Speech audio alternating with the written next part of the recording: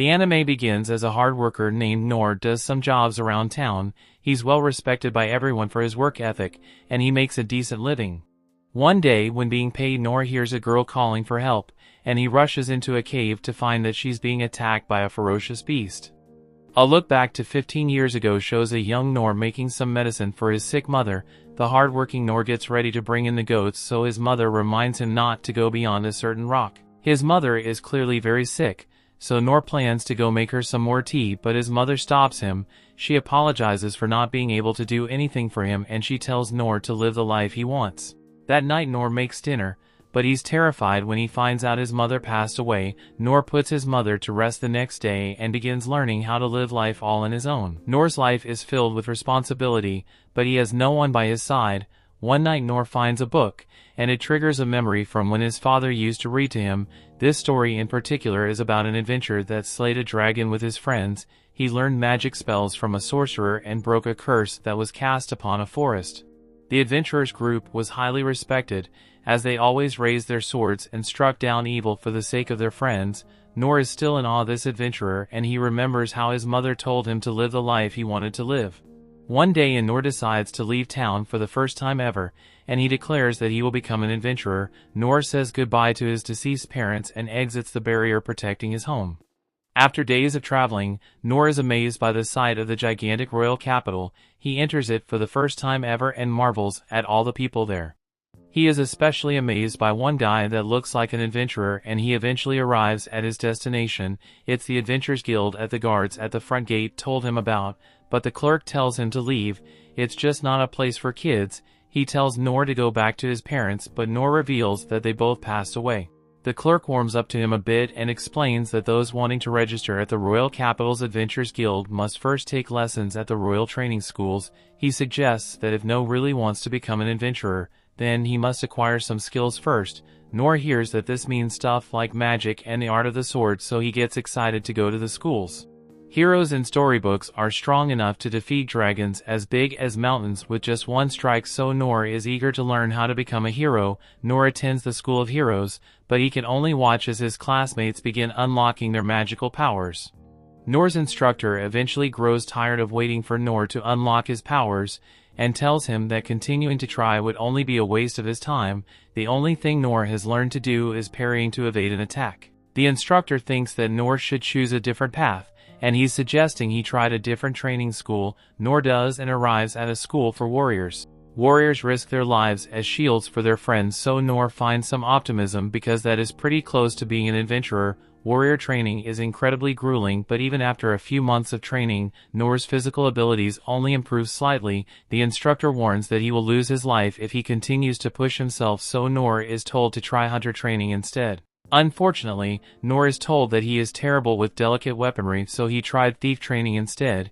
He isn't suited for that either though, so he tries magic training. Noor is only able to create the tiniest flame, even after months of training, and Gandalf is shocked because it's rare to see people as incapable of using magic as Noor is.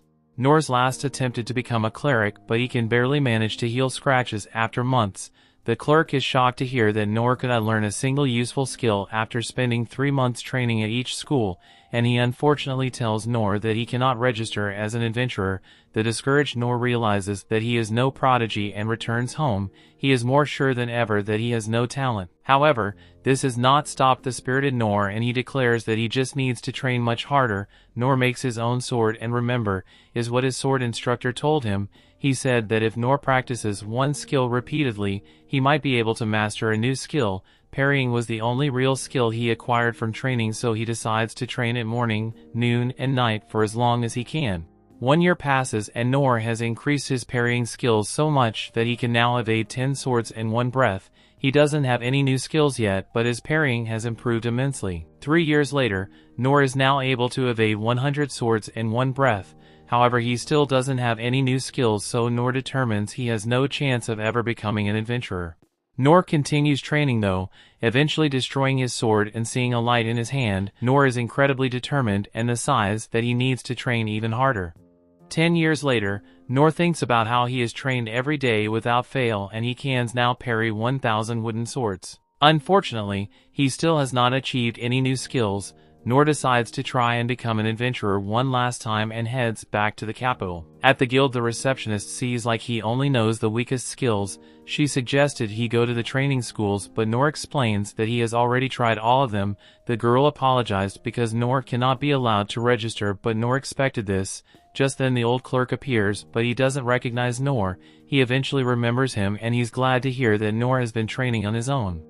Noor explains it hasn't gone well at all though, because he only managed to improve his parrying skill a little. The old guy explains that adventurers are ranked from E to S rank. In order to be recognized as an E rank, a person must have more than one useful skill. Noor's said list of skills doesn't show anything useful, so Noor's dreams are crushed again. However, the old clerk says that there's more than one way to become an adventurer. There is actually something lower than E rank, and that is F rank. Noor can't believe that he might still be able to become an adventurer this way, but there are some conditions. He would be forbidden from taking any quests that involve taking lives or venturing out of the city to gather items. This means that he will only be able to accept tasks around the city. No one bothers becoming an adventurer this way, but the clerk is shocked. Noor eagerly wants to do it. Noor registers, so the clerk gives him his F-rank adventurer license. The clerk doesn't think it's a big deal, but this is life-changing for Noor, so he thanks him. Noor enhances his strength bit and gets right to work doing tasks around the town. He also increases his speed to catch a cat and uses heel to fix some scratches he got from the cat. Noor uses his tiny flame to make dinner, and the rock trick to entertain some kids. Noor has finally achieved his dream of becoming an adventurer that helps people, and he fears that asking for anything more it would be too much. We then return to the present, where Noor runs into the cave and finds people being attacked by a monster. Noor has only seen monsters in books, and he's shocked to see how big it is. Some guards tried to protect the girl, and the captain gets attacked. Noor goes to check on him, but finds that the captain is already gone. The monster ferociously attacks the other guards, and Noor can tell that they won't survive. Seconds later, Noor's fear proves to be correct. As the monster eradicates all the guards, the beast turns its attention to the girl, but Noor uses a stone throw attack to get its attention. Noor knows what he has to do, so he runs to get some space, and he realizes how fast the beast is. Noor then turns to it and uses parry, which sends the monster flying. The beast attacks him, so Noor uses his parrying skill, but he knows that he will lose his life if he gets hit by an attack. Noor's plan is to wait for an opening so he can counterattack, but he remembers that that won't work because he doesn't have any attack skills. Noor sees that the girl still hasn't run away, and the monster seems to be attracted to her ring. The monster goes to attack her, but Noor uses his feather step ability to speed up, and he parries his attack. His sword shatters, but Noor declares that even if he can't become an adventurer or hero, he wants to at least be able to protect this girl. Noor remembers how his father said that adventurers raise their swords to strike down evil for the weak, and he prepares himself for the monster's attack. Noor then uses parry with perfect timing to stop the beast attack, and Noor's parry slices the monster's head right off. Noor realizes that he would have been a goner if the monster was any bigger, and he now knows how unrealistic it would be for him to travel the world and go on adventures at his current level. The girl thanks Noor for saving her life, and she would like to know his name. Noor simply says that he's no one important and leaves. That night, Noor thinks about how one monster who wasn't even a demon was such a problem for him. He shakes uncontrollably and once again determines that he must continue to train harder. The story continues. We see in the cave shows the aftermath of Noor's battle against the beast. A knight apologizes for not being there to protect the girl named Lynne, but Lynne says it's okay because there's no point in having an escort for the trials for the right to the throne. It was Lynne's decision in the first place, and she apologizes to the knight named Ines for making her worry. Lynne's brother Rain learns about what happened, and he wonders if someone summoned the Minotaur to the city. It is a demon that resides in the abyss, the deepest layer of the dungeon, so someone had to bring it to the surface. Dalkin the knight agrees with him and explains that the source is thought to be a ring found on the corpse of our merchant at the scene. Some old mage analyzed the ring and found that it has a very high quality stone that would not be found on the market. The crest left on the stone indicates that the ring originates from the magic empire of Deridas. This isn't the first time they have been antagonized by Deridas. This time a monster was summoned and Princess Lynne was bound by a barrier, so they realized that they must be careful. Deridas not only wanted to eliminate Lynne, he is also after the kingdom's most valuable resource, the relics of the Dungeon of the Lost. Rain decides to change topics to the mysterious man that saved Lynne. Report says that the guy used a single broadsword and he defeated the Minotaur in just a matter of seconds. The knights followed him after, but the report says that he disappeared before their guys like an illusion. It all sounds pretty unbelievable, so Rain wonders just who this guy is. Back at the guild, old clerk is shocked to see the Noor is still alive because he heard that a demon appeared near the entrance of the dungeon. It was a demon like they have never seen before, and they couldn't find Noor afterwards. Noor thinks about how he was busy getting away from a strange group of people following him, but he just tells the clerk that he was tired and went home. The clerk explains that Noor is really lucky that he didn't bump into the demon. The clerk used to be an A rank, but even he would have lost his life if he encountered the beast. Noor assumes that the clerk is talking about a different monster than the one he fought because his was actually just a big cow monster, not a demon. The clerk also explains that a mysterious man defeated the demon with one blow, and the clueless Noor amazed that there are outstanding people like that out in the world. The clerk pays Noor for his work, but wonders why he's more interested in taking a proper job. Noor has no clue what he's talking about, so the clerk once again has to explain to him that there's a way Noor can earn 30% more without the clerk taking a cut. Just then they're interrupted as Lynne appears, and the clerk is shocked to see her. Lynne is glad to have found Noor, using her long-distance detection skill, and she apologizes for doing so, but explains that she just had to meet him. Noor assumes that she has thief skills, but she explains that her focus is magic and she also has knowledge of all 6 skill systems. Everyone is staring at them, so she would like to speak outside. The clerk is uneasy though, and wonders what kind of trouble Noor got himself into. Lynne explains that talking outside would be better because there are less people there, and no one will be able to eavesdrop on them when she uses her soundproofing and concealment spell. Noor wonders if it's a good idea to go with her, but the clerk tells him that he must. Outside, Noor overhears that everyone is searching for the mystery man, but they begin to wonder if he even really exists. Noor wonders who they are searching for, but Lynne tells them not to worry because they can't be detected. Lynne did all this to thank him for saving her life, and she explains that he actually saved the lives of many others in the nation. Noor points out that Lynne is pretty strong herself, and he thinks he actually just interfered with her fight.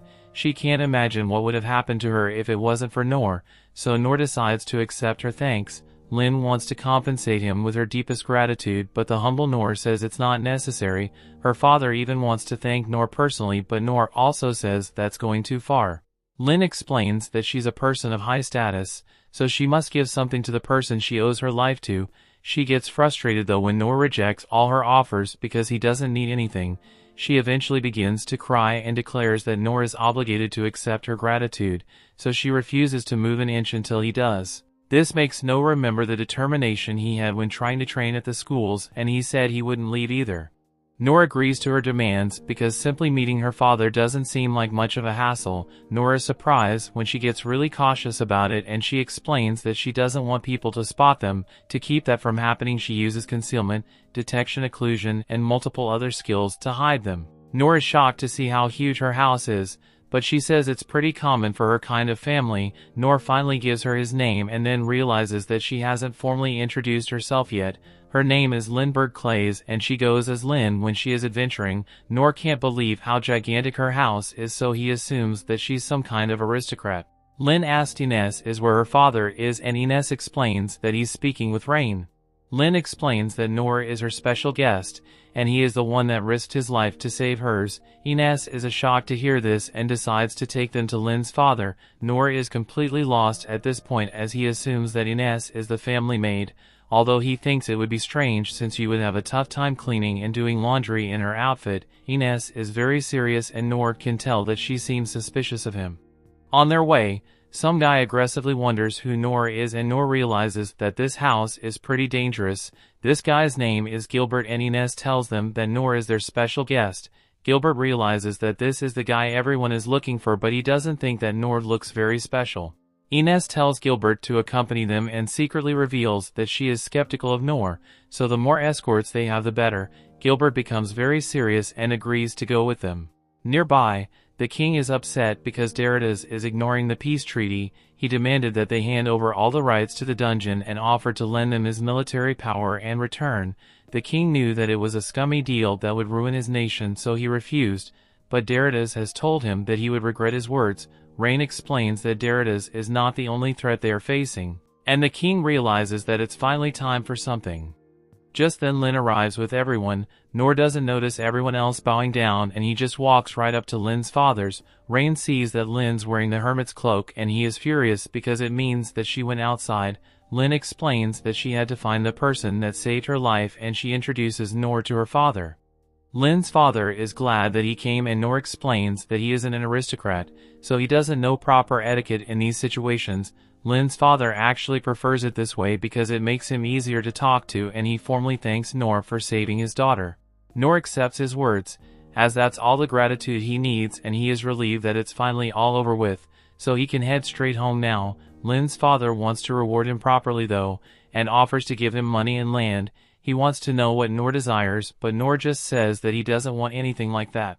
Lynne's father then offers treasures from the dungeon. Their country possesses the world's oldest dungeon and its treasures are incredibly rare. All the items found in the dungeon are stored in the treasure hall and he offers to let Noor take half of the items stored away in there. Rain is shocked as he points out that his father is being way too generous, but Noor once again declines. He doesn't need anything fancy and their kind words are thank you enough for him. Lynne's father doesn't know what to give a man that doesn't want money, land, or treasure, but Noor just wants to get out of there.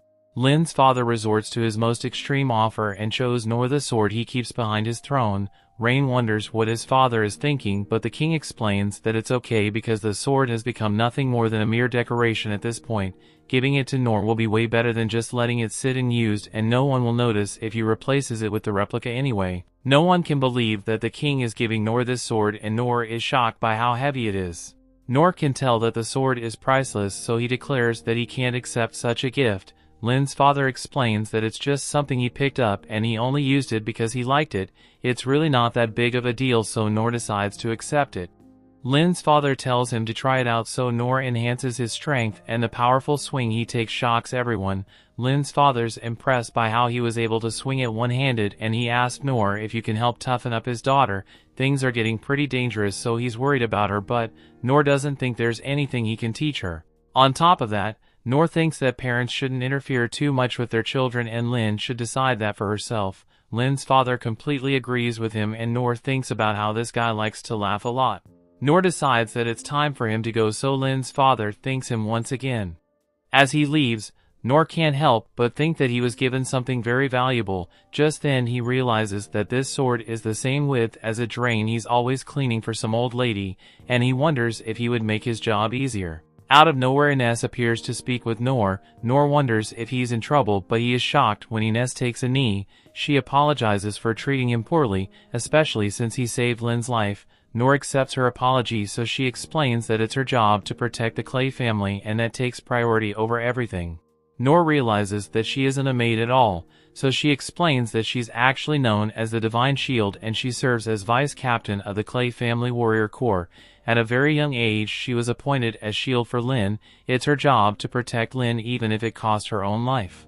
Noor saved Lynne, so Ines declares that it's the same as him saving her life. Noor doesn't think it's that big of a deal, but Ines vows to help him however she can from now on. Noor thinks about how everyone there is pretty excessive, but decides to just accept her sentiment. Ines then gets very serious and points out that while Lynne may have allowed it, Noor's speech and casual behavior towards the king was unacceptable. She cannot allow it anymore and she demands that he refrain from doing so ever again. Noor apologizes and he formally introduces himself. For some reason, she is shocked to hear that his name is Noor, but she says it's nothing. Just then Gilbert stops Noor from going home and demands that he show him what he can do in battle. The story continues. We see Noor follows Gilbert, but he is exhausted from all the running around today and just wants to head home, so he asks Gilbert what they are supposed to be doing. Just then Noor realizes that they've arrived at the castle's training room and Gilbert tells him that he wants to have a mock battle with Noor. Noor hasn't gotten to practice with another person since his days back in the training schools, so he's actually pretty enthusiastic about this. Gilbert walks up to the weapons rack and tells Noor that he's pretty well known in the royal capital, so he wants to see what the hero who saved Lynne is capable of in battle, and Noor is happy to accept since he sees it as a great chance to improve his skills. He personally doesn't think he will be able to beat Gilbert, but it's a good opportunity nonetheless, so Noor wants to make the most of it. A small crowd is gathered around them and they feel sorry for the poor soul who chose to go up against Captain Gilbert, but as the match begins, Gilbert makes the first move and this poor soul easily dodges it. Gilbert continues to attack, and while Noor is dodging his attacks, he remarks that Gilbert's moves are incredibly precise. He can only imagine the amount of training Gilbert had to do to get himself to this level.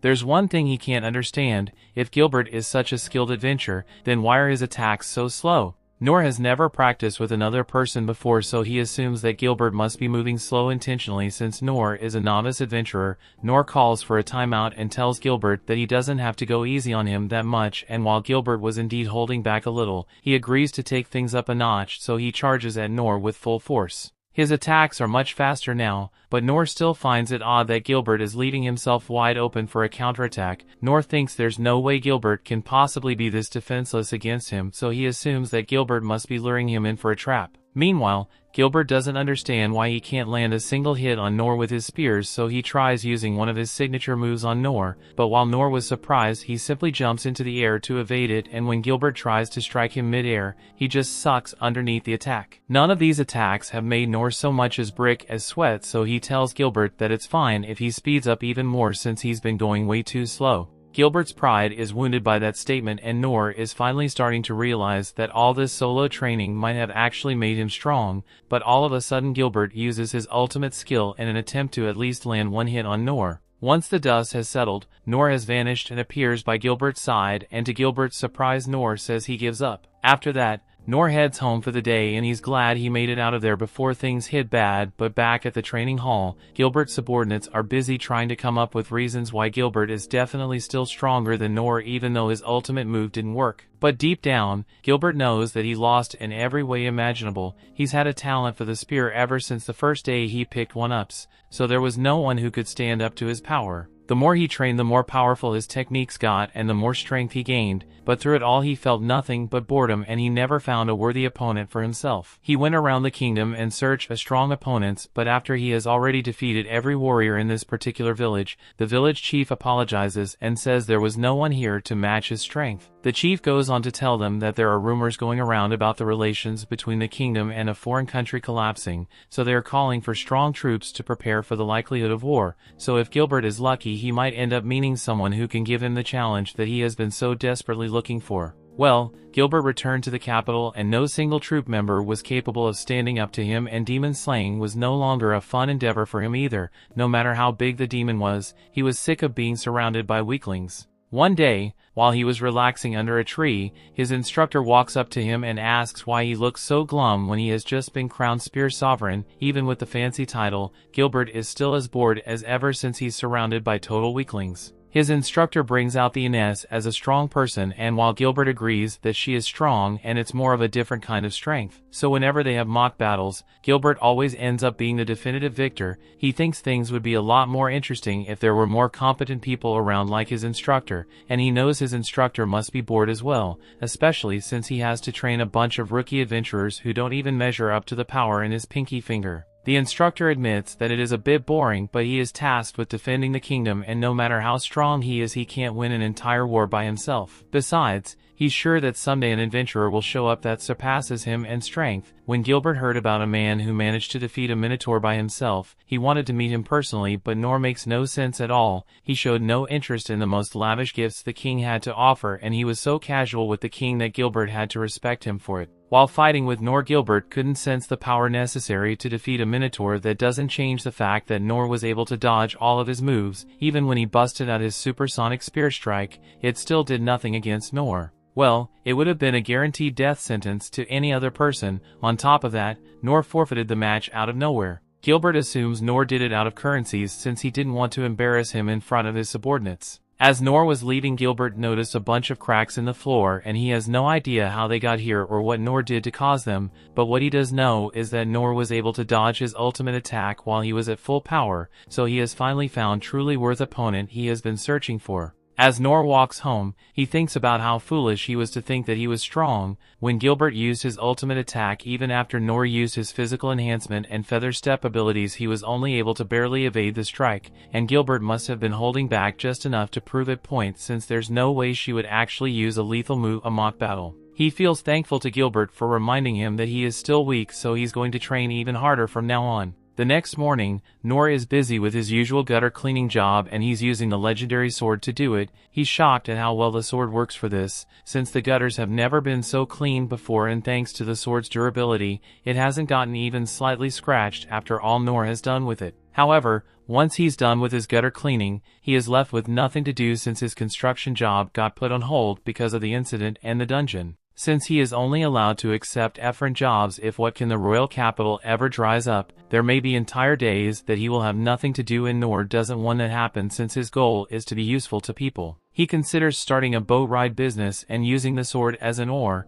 but then he realizes that he would have to own a boat for that. He considers making pieces, but then he would need an oven. He finally considers making a grill out of his sword, but that won't work either since he can only make a flame with his fingertips. Just then, Noor hears from rustling in the bushes, so he turns around and finds Lynne standing there. She apologizes for showing up like this, but she couldn't find him at the guild, so she asked the guild master window would be. Noor understands, but he didn't tell the guild master his exact location, so Lynne must have used her tracking abilities to find him. Noor asks why Lynne is here, so she is straight to the point and tells Noor that she has a special request to ask him. She wants Noor to accept her as his page, but Noor has never even heard of a page before, so Lynne explains that it is an unpaid assistant who takes care of all of Noor's daily necessities in hopes of gaining some useful knowledge from him. She's fine as just being allowed to hang around Noor, and she promises that she will cause him any trouble, but Noor still refuses. She asks if she has done something to offend Noor or if she thinks she's unreliable, but Noor tells her that's not the case.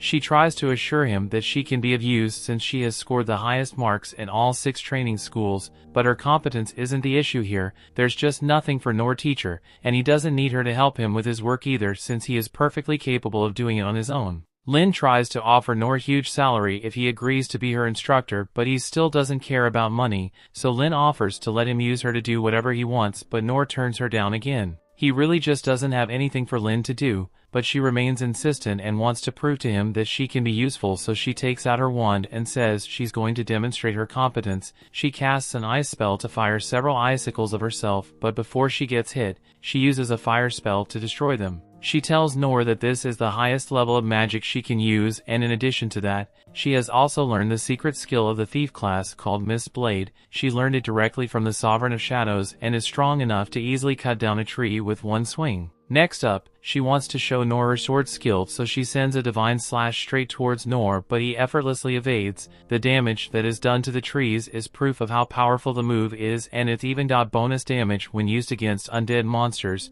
She's about to show more of her skills, but Noor tells her that he has seen enough. Lynne thinks this means he is willing to accept her as his page, but Noor still denies her request. Noor realizes Lynne must think he is someone who's worth studying under, but after seeing everything she's capable of doing, Noor honestly feels inferior compared to her. He tries telling her once more that there's nothing he can teach her, but Lynne takes that to mean that Noor thinks she's too weak to become a student. She serves that her power has been acknowledged by all the 6 sovereigns, and she's sure she can be useful to Noor in some way if she lets her join him. Noor's point still isn't getting through, so he tells Lynne that she possesses many amazing skills, but this is the current limit of Noor's skills. Lynne has left speechless and leaves Noor alone for today, but as she's walking home, she recounts the story of a boy with no talent who went through all 6 training schools. People often thought this was nothing more than a made-up legend since most adults would crumble under the pressure of the rigorous training program at one school, let alone complete the courses at all 6, and Lynne thought it was a fake story as well, but she actually got to meet this person. Back when she was studying magic, Oaken showed her something interesting about the basic spell Tiny Flame. While the flame created is usually as small as a point, with enough practice, one can make the flame slightly bigger. It had no practical use to him that he had been alive for 200 years at this point, so practicing the tiny flame became a hobby for him. Since she saw that Lynne has made several attempts to make her tiny flames slightly larger, but no matter what she does, it doesn't grow at all. It's something that requires tireless devotion over a long period of time, which is precisely why she was so shocked when Noor was able to create a massive tiny flame many times bigger than what Oaken could have ever done, and Oaken is the greatest wizard the world. For Noor's skills to be at such a level means far outclasses anything Lynne could pull off, and it was all done through his own effort. However, all the spells Lynne demonstrated were just things she had memorized. Noor had the power to defeat a Minotaur that he still lives a regular life without bragging or showboating, so Lynne believes Noor is not only strong in body but also in mind. In the near future she will be in a position to lead this kingdom alongside her brother and father, and the rule of the Clay's family is that those with royal blood must be strong, so she wants to learn how to attain strength like Noor's. So if Noor doesn't want to be her instructor, then she's just going to have to stalk him as much necessary until he agrees to train her. The story continues. We see at the mansion the prince is trying to complaining to himself because he doesn't understand why his father would give the black blade to a random man of unknown lineage. The sword was acquired back when the king was still an adventurer, and on this particular trip he was delving into the deepest corners of the dungeon with the 6 sovereigns, and while it was a long and dangerous quest, it eventually led them to locate the prime dungeon treasure. The blade is made of an unknown material that is stronger than anything the kingdom has ever seen, so regardless of the skills and powers that were used to test it, there wasn't even a single scratch on it, so the sword was dubbed an indestructible sword. The biggest question they had about it was how a weapon that's so resilient managed to end up in such bad shape, but those answers will never be found now that the king has given up the sword. But then again, the prince could understand the king's motives, since the state of unrest within the kingdom has only gotten worse in recent months, so it is possible that the king is counting on Noor to bring some amount of change. At that same moment,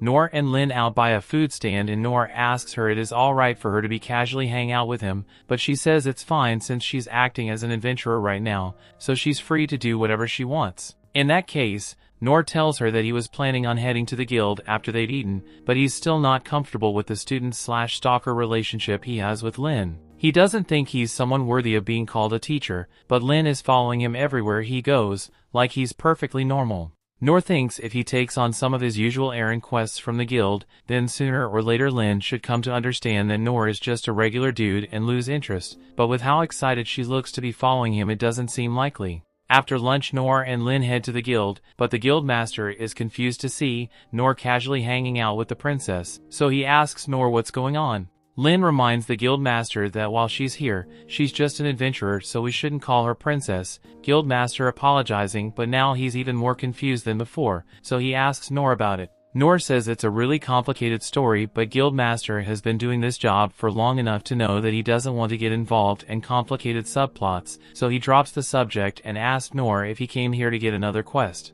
Noor confirms this and asks for one that 2 people can handle, so Guildmaster takes a look at the questions he has available, and since Lynne will be joining Noor while she is Silver B rank, Noor now qualifies to take on a goblin hunting quest, which is a totally shocked him. Goblin quests are staples for new adventurers to test their skills, so he really excited to be allowed to take on such a quest. Guildmaster says that normally Lynne would be able to take this request or something higher level alone, since Noor's F rank this is the best they're allowed to have. Noor is happy to finally be getting a quest that isn't just labor, but he also feels kind of bad since this means he will be taking advantage of Lynne's adventurer rank for his own personal gain. And up till now, he's been trying to get Lynne to leave him alone, so he doesn't think he deserves to rely on her now. He asks Lynne she's okay with this since Noor will be using her rank to accept this job, but Lynne says it's fine since she is just happy to help in any way she can. Noor glad to hear she's alright with it, even if she still has reservations about relying on a child, but since it's for the sake of one of his dreams, he's willing to go along with it and picks up his sword to head out. However,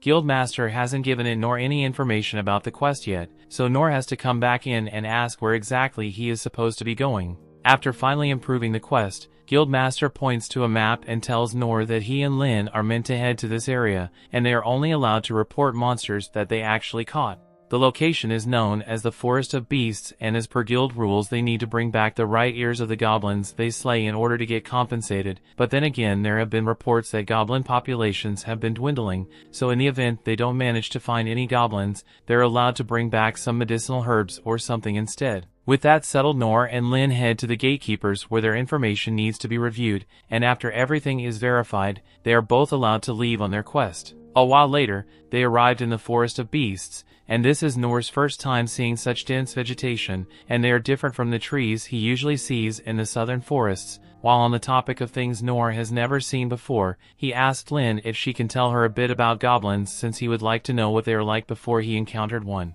Lynne understands and begins telling him about how goblins are monsters. They usually hunt small animals and gather fruits for foods, but they are also known to attack human. If left unchecked, their population could easily grow out of control, which is why the guild gives quests like these to help keep the goblin population under control. But goblins are also a valuable part of the forest ecosystem, so it is best not to hunt them to extinction. Noor is grateful for the information, and he is also impressed with how much knowledge Lynne has about adventuring, but this just means there really isn't anything for him to teach her. As they head deeper into the forest, Lynne uses her search ability to scan for any nearby goblins, but she doesn't find anything nearby. Under normal circumstances, they should have already encountered at least one goblin, but it seems like the rumors about dwindling goblin numbers are true after all. But she didn't find any goblins. Lynne's scan didn't manage to pick up on a monster-like creature, but it's a bit far away, since they don't have any other monsters to hunt. Noor agrees, goes searching for this unknown monster. They start heading even deeper into the forest, and the further they go, the denser the trees get, giving the area an ominous vibe.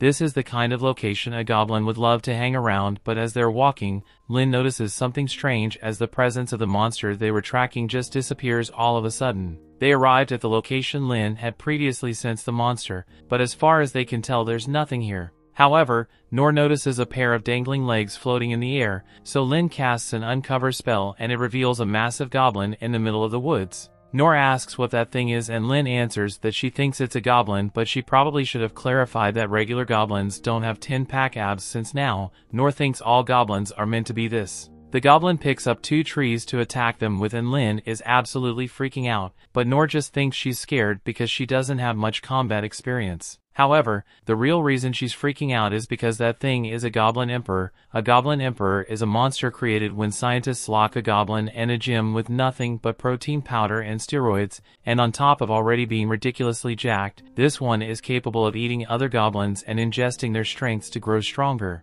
Noor speaks up and tells her that there's nothing to worry about, since from his limited goblin knowledge, even new adventurers should be able to defeat this thing, and seeing Noor remain so confident gives Lynne the false impression that he must have known about the Goblin Emperor ahead of time, which is why he was so excited to get to eliminate this serious threat. She now has even more respect for Noor than she already did, and since he seems confident in their ability to win this fight, she decides to show a little courage and stand alongside him to fight. The goblin charges towards them, so Noor gets in position and parries all its strikes. The goblin realizes that Noor is too skilled, so it attempts to sweep Noor into a corner to gain the advantage. However, Noor knows what it is trying to do, so he overpowers the goblin, and while it is stun locked, he instructs Lynne to attack. She fires her wind spell, followed by an icicle barrage, but even with that, the goblin is moving too quickly for her to get a clean shot off on it.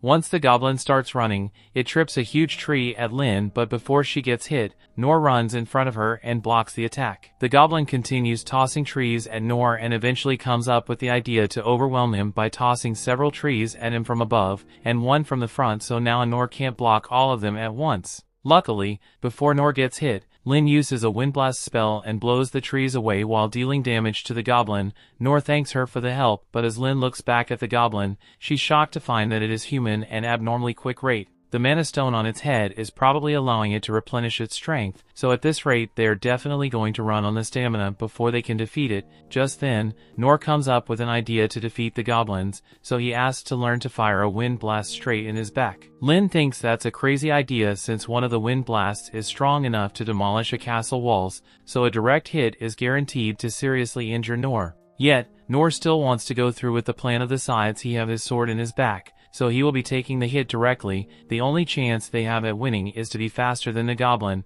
and this is the only plan they've got, so Lynne agrees to help. As the goblin is preparing to attack once more, Lynne fires a wind blast at Noor and sends him flying forward at incredible speeds. He blacks out for a second, but after regaining consciousness he uses his physical enhancement to stabilize himself, feather step to evade the monster's tree tosses, and low heel to relieve the stress on his body. This allows him to get close enough to the goblin and strike it cleanly in the forehead, dislodging the mana stone. With the mana stone removed, it will now be a lot easier to kill the goblins, so Noor asks Lynne to finish it off.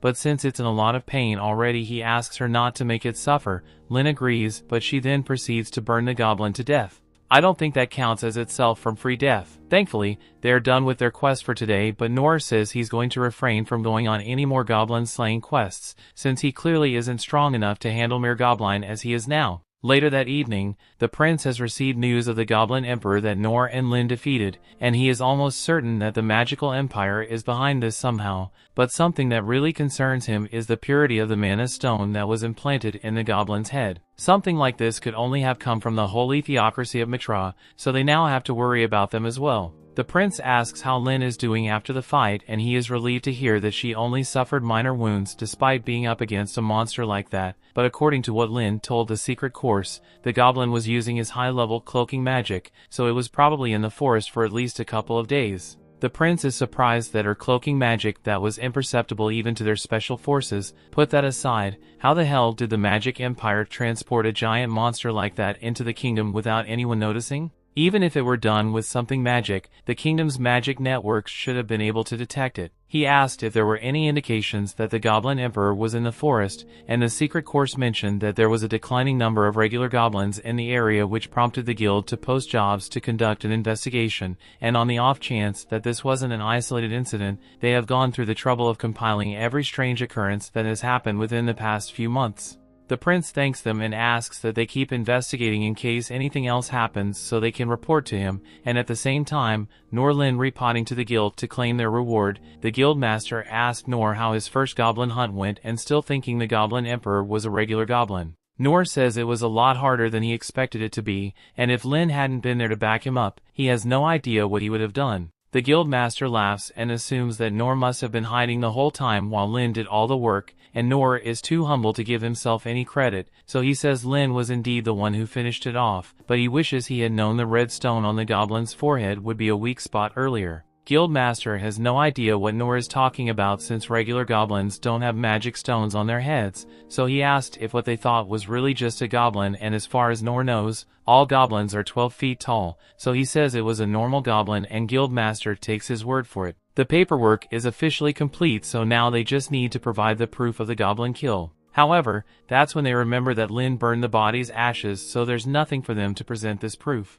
The story continues. We see Rain puzzles the reports from the Capital Corps about strange occurrences happening within their territories. He realizes that he underestimated the enemy's invasion of their lands, so he orders the assembly of an investigation unit. He asks the Corps to include everyone who can use uncover and detect concealment skills so the occurrence at the Forest of Beasts doesn't repeat itself. He also orders for the 6 sovereigns because he deems the situation an emergency. The Corps is surprised he's summoning all 6 sovereigns, but he tells them to carry out his orders because time is of the essence. He kicks himself for his oversight, which has given the Magic Empire the upper hand to invade their country. He wonders what his country did to trigger such a hostile action from the Magic Empire. He's pissed off that the Magic Empire has little regard for human life because all they care for is the treasures in the dungeon. He realizes that the Magic Empire would raise the capital to the ground just to have unlimited access to the dungeon. Noor sits with Lynne as they have lunch in an open restaurant. She expresses her joy because the old master gave them their reward, though they had forgotten to bring proof of taking down monsters.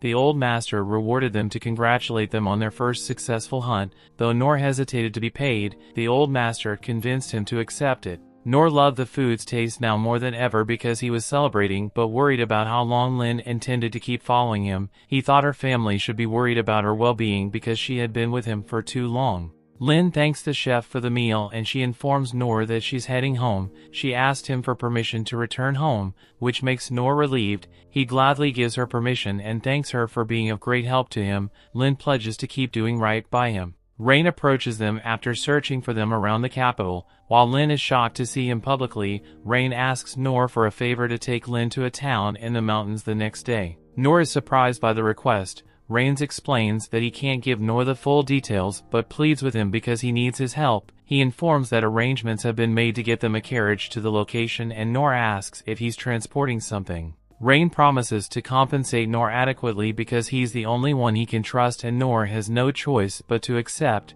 Rain submits a formal quest at the guild, which surprised the old master because the reward was very generous. The next day, Noor sets out with Lynne. Though the quest's reward enticed him, Noor only accepted it because he wanted to try riding a carriage for the first time. He takes in the scenery as they begin their journey. This was the best reward Noor could get because he had never ventured out of the capital. He was hopeful he would see another country on the way to the location. He suddenly notices Lynne's long face and wonders why she isn't interested in the scenery despite the flowers in full bloom. Noor hoped he would be able to set out on his journeys when he became an adventurer. Lynne apologizes to Noor for the sudden nature of the quest from her brother. Noor tells her he'll take it as her repayment for saving him during the goblin hunt. He tells her the quest is an inconvenient because he will be paid. Lynne recalls how Rain directed them to take the carriage to the city of Tauros, which is up in the mountains, and stay there for some time. While Noor was eager to start the journey, Lynne didn't share in his optimism. Rain instructed them to head deeper into the mountains to the holy theocracy of Mitra.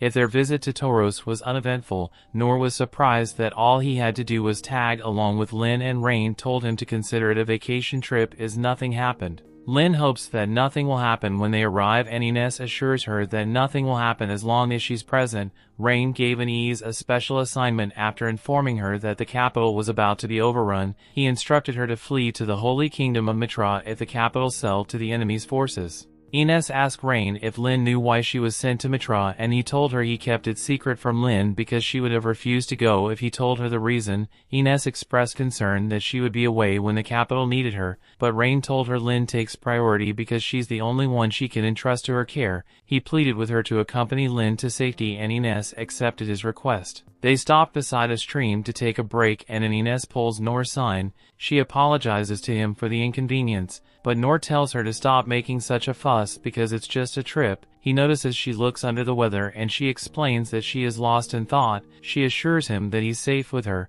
but Noor tells her he isn't worried about her safety because he's very good at running away. She tells him he doesn't have to run because she has her shield with her, but Noor doesn't see her carrying a shield. She explains that it's more convenient to keep the shield hidden. She summons her shield, to Noor's bewilderment, and explains that he won't be harmed if he hides behind her shield. Noor is convinced of Ines' strength, as he recalls that Lynne said she's as strong as Gilbert, who he sparred with. Lynne told him Gilbert could take down a dragon on his own, which made him realize Gilbert and Ines were far stronger than him. He's disappointed that he struggled to take down a single goblin, as he commends Ines for being talented. This triggers memories of when Ines realized she had a mysterious power after the orphanage took her in. When her power first appeared, another orphanage tried testing it out, but she hurt herself instead. The headmaster met with Ines after he tended to the heart orphan and asked her to show them her powers. Ines showed off her powers, which Oaken regarded as a gift from the heavens because it was rare. He explained that she could generate a sword that could cut through anything and a shield that could defend against anything. He informed her that she could destroy a nation, which frightened her, but Dandalg,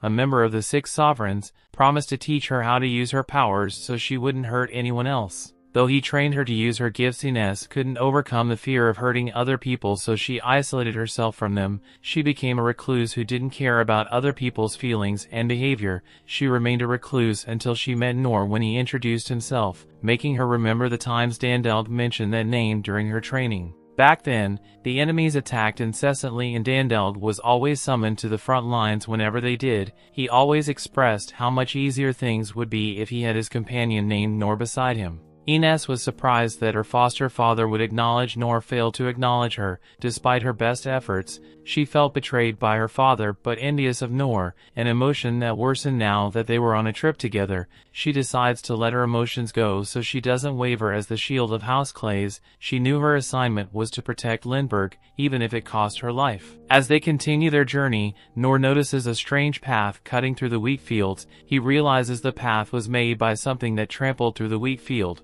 Ines notices he's distracted, so she questions him. He informs her about the path on the wheat fields and tells her that something could be moving through it. Lynne tells Ines to stop the carriage as she notices something making a pass through the wheat fields. She uses her uncover spell to reveal the concealed monster moving through the field. Meanwhile, in the capital, everyone is in a state of panic as explosions go off everywhere. King Clay knows that war has begun as a messenger rushes in to inform him that several monsters have been spotted all over the capital. He informs the king that the warrior corps have engaged the monster, but tells him they are short on troops. Rain orders him to deploy the Swordmaster Corps to barricade the roads and evacuate the citizens. He also orders the deployment of the Shadow Company and Hunter Corps to defeat as many monsters as possible so the citizens aren't harmed. King Clays can believe Daridas followed through on his threat, and Rain tells him Daridas has more tricks up his sleeves. King Clays asks for the whereabouts of the 6th Sovereign, and Rain informs him they are preoccupied with powerful monsters that were sighted in multiple areas around the capital.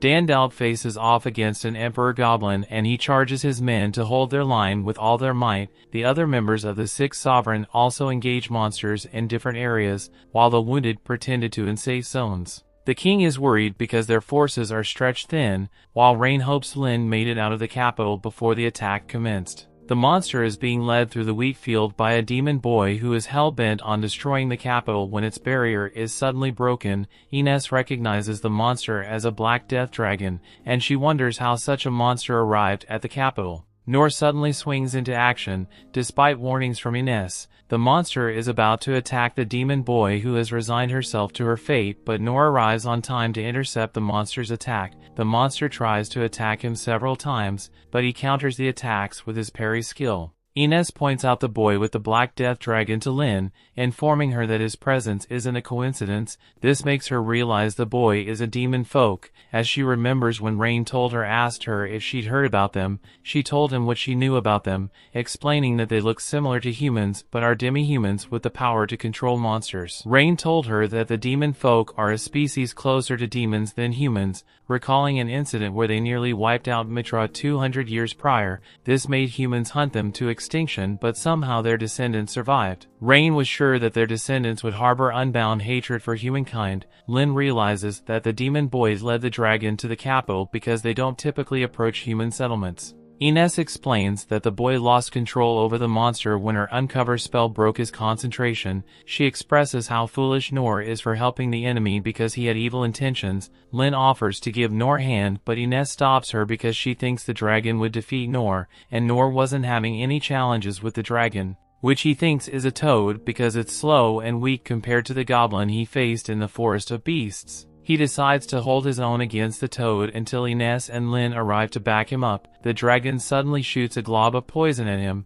and Noor stands his ground because he knows the boy would get hurt if he dodges it. He tries to deselect it but gets hit by the poison, which takes effect immediately. Noor's vision begins to blur as his body doesn't respond anymore. He recalls Ines calling him when he left the carriage, realizing she was trying to warn him that the toad was poisonous. Ines tells Lynne the dragon earned the name of Black Death Dragon because it brings death to anything it touches with its black poison. The dragon is about to release another glob of poison, which spurs Lynne to try to help Noor, but Ines stops her with her shield. Lynne demands that Ines let her go, but she refuses, explaining that she must keep her safe. Ines assures her that they will remain safe behind her shield, explaining to Lynne that it's pointless to help Noor because the dragon's poison is fatal. The dragon releases a more powerful blast of poison, and Ines uses her shield to protect herself and Lynne from its effect. Lynne tries to use her purified magic to help Noor, but it's ineffective against the dragon's poison blast. Ines apologies for leaving Noor at the dragon's mercy because she couldn't protect him despite wanting to.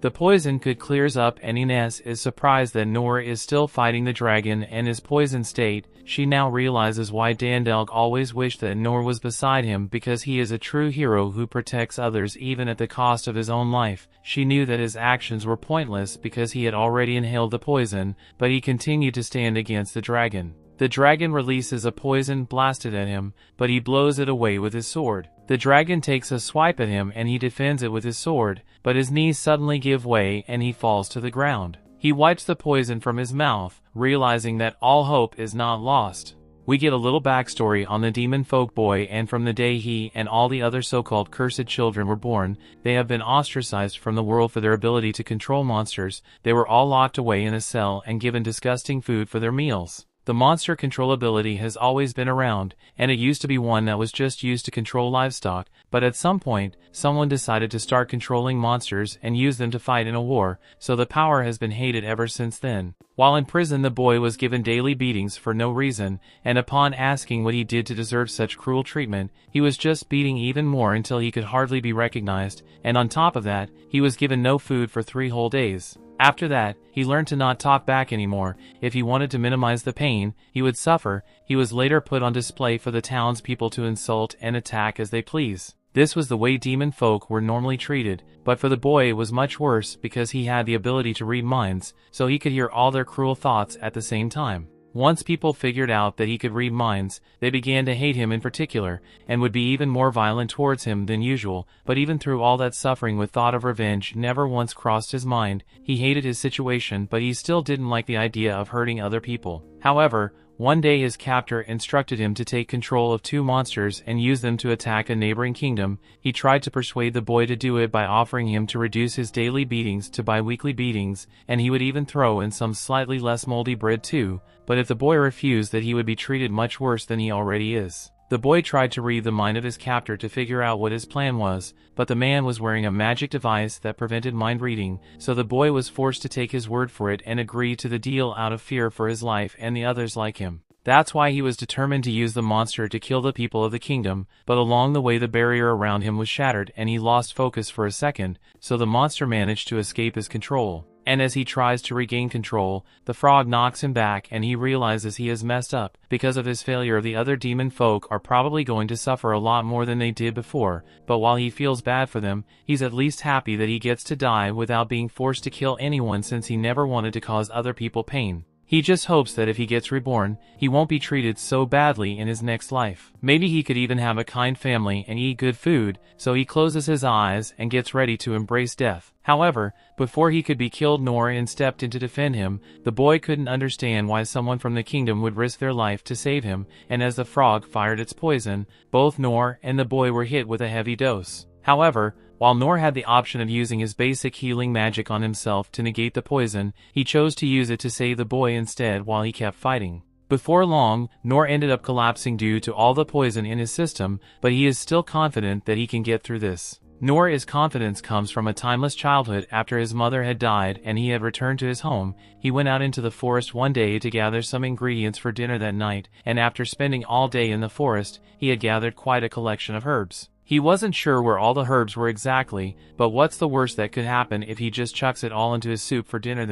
This is the worst that could happen. Noor is currently bleeding out on the floor because the soup turned out to be highly poisonous, and with no one around to help him, he was bound to die if he didn't do something to save himself quickly, so he used his low heal ability to try to recover a little. Thankfully, the low heal allowed him to survive until morning, and once he's finally able to stand again, he heads outside to wash his face, and then heads to the library to figure out what he just ate. He realizes that the red herb he brought is called Dragon Ruin, and his mom had even once specifically warned him never to eat it, so he can't believe he made such a stupid mistake, but being poisoned isn't going to be enough to him to stop working. Noor troubles with all his might to make it outside so he could keep up with his daily training, but the poison had greatly weakened him, so he ends up falling to the ground in pain. He uses low heal once more to try making himself feel better, and to his surprise, he wakes up a hole later after blacking out, and he's feeling a lot better than before. His stomach doesn't hurt anymore, which is a good thing, but he can also now tell that he's incredibly hungry, so he heads back into the forest to find something to eat. As he does this, he is very careful not to pick another Dragon Ruin implant,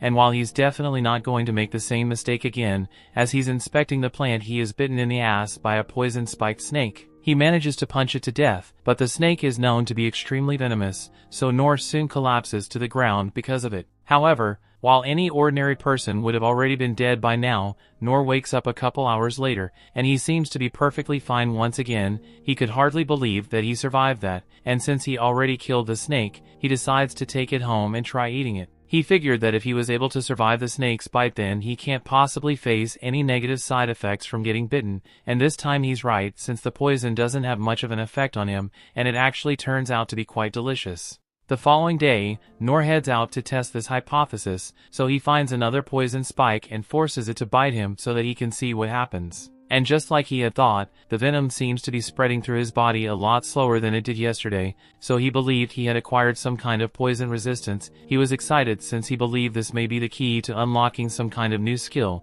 so Noor began intentionally seeking out poisonous things to eat in hopes of gaining a new skill. He would end up collapsing from a poison overdose on occasion, but he would always get back up and keep eating, no matter how much blood he lost in the process. He never did gain any poison-related skills, but through poisonous meal intake he ended up really liking the taste of poisonous things, which is why right now, even though he's being threatened by the monster, he can only think about how good the frog is going to taste after he kills it. The frog tries to squish him, but Noor backflips out of the way in time, gets back on his feet. At first, since the frog's poison is pretty strong, it took a while for Noor's body to naturally counteract it, which is why he collapsed for a second there, but by now he has had enough time to become totally immune to the frog's poison attacks, so he begins fighting again. As he parries the frog strikes, Noor ends up destroying all of its claws, and as it tries jumping at him, he parries his face and shatters all its teeth as well. The frog is now realized that it won't be able to handle Noor normally, so it starts charging up a huge poison blast, and Noor assumes this must be a frog's desperate attempt at survival. However, it's nothing but a free meal, so before it can release the poison, Noor uses his sword to slam its mouth shut, causing all the poison to build up inside its body and make the frog explode. Noor is glad he managed to defeat it, but he can't help but wonder how such a poisonous frog got all the way out into this field in the first place, but it worked out for him since the more poison something has the more tasty it is for Noor. Just then he remembers as there's a kid behind him, so he turns around to ask the boy if he's alright. The boy answers that he's fine, but he goes pretty sickly to Noor, so if he wants to have Lynne properly heal him once they are done here, he asks the boy what he's doing out here, and the boy doesn't want to lie, so he tells Noor that he's the one who brought the frog here. He did it because you promised that he would get the frog into the city. The gears start turning in Noor's head as he tries to think of an explanation for what the boy just said, and since he is such a fan of poisonous food, he only thinks of the Black Death Dragon as livestock to be eaten, leading him to the conclusion that the boy must be a frog farmer. He also decides that the boy must have been hiding himself in a barrier because he didn't want to get robbed of his deliciously poisonous frog meat. So now Noor believes he ruined the boy's meat delivery and he begins apologizing profusely for it. He offers to pay the boy back for the frog meat even if it takes him a couple years, but the boy tells Noor that there's no need for that since it doesn't matter to him. Noor accepts this, but he's still curious as to how a young boy like him managed to get that frog this far in the first place. The boy hesitantly answers that he has the ability to control monsters, so that's what he used to bring the monster here. Noor thinks the boy must have some kind of amazing skill to be able to do that, but the boy clarifies that it's not a skill, rather it's an ability he was born with. The boy also tells Noor that he's a demon folk, while he was expecting Noor to become hostile towards him. Noor just begins pondering all the things he would do if he had those kinds of powers. For one, he would be able to have animals help him in the fields, he would be able to send messages with birds, and he would never need to worry about getting attacked by a monster at night again, so he kind of wishes he had that ability as well. The boy asks Noor, he really isn't scared of him and his ability, but Noor doesn't see a reason why he should be scared since the boy has an ability that is super useful. The boy is shocked to learn that Noor thinks his ability is useful, so if he breaks down in tears because he never believed his life could have such meaning to it.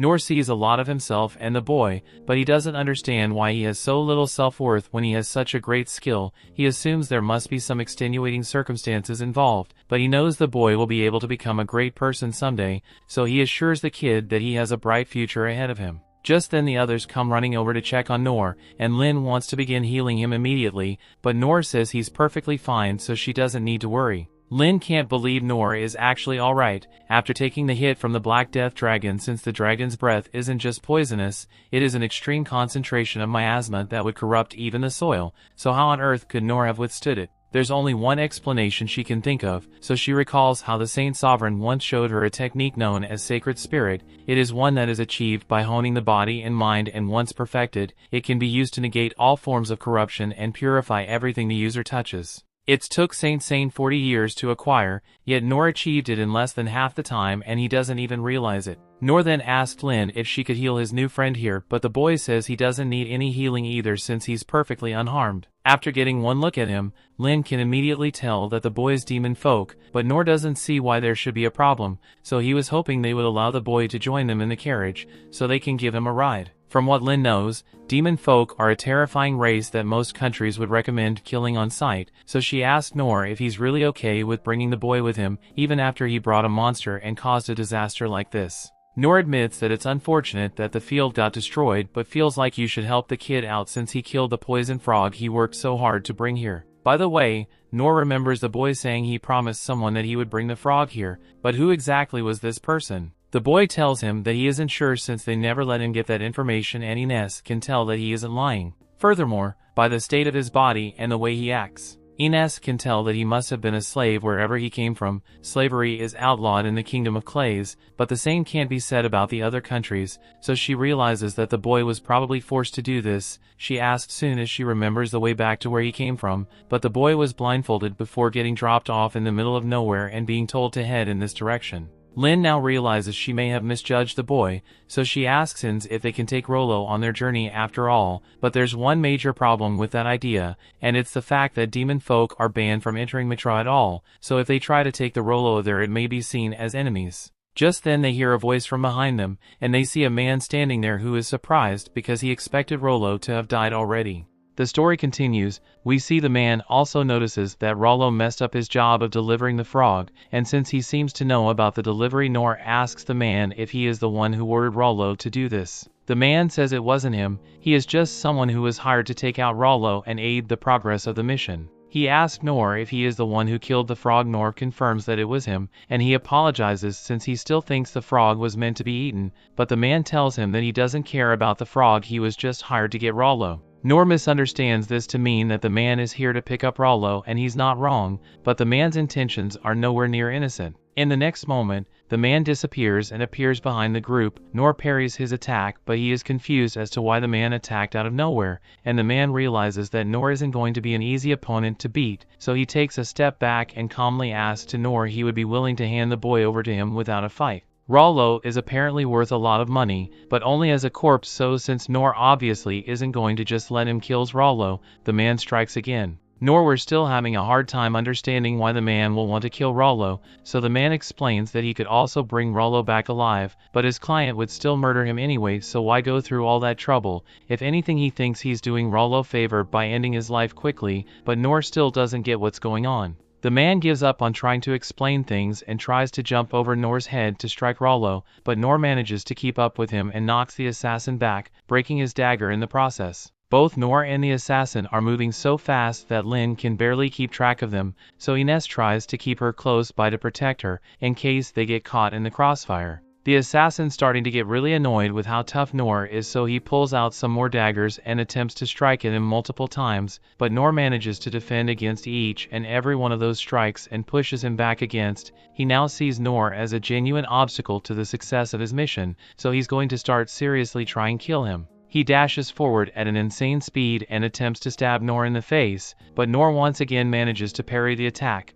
although it sends him flying backward. Once Noor regains his footing, he remarks that it is incredible that someone can generate that much force in a single strike at such a small knife. The assassin is surprised. Noor was able to block a serious attack for him, and furthermore he even shattered another one of the assassin's daggers, and the assassin thinks that he is really interesting. He pulls out another dagger and dashes in to attempt to overwhelm Noor, but despite his best efforts, Noor is still holding his ground. However, at this rate Noor isn't going to be able to last much longer while protecting Rollo, as he can't keep up with the assassin's attacks based on instinct alone. The pressure from their fight is so intense that Ines had to put up their shields, so that Lynne won't be in danger of getting caught in the chaos. It took a while, but she finally recognized as the assassin. His fashion sense matches up with the former S-rank adventurer, the dead man Zadu. A while ago, Ines walked into a meeting with all the sovereigns and she was curious about some old documents she found. It's about a target that was declared to be officially dead, but she doesn't recall ever seeing anyone going to deal with this person.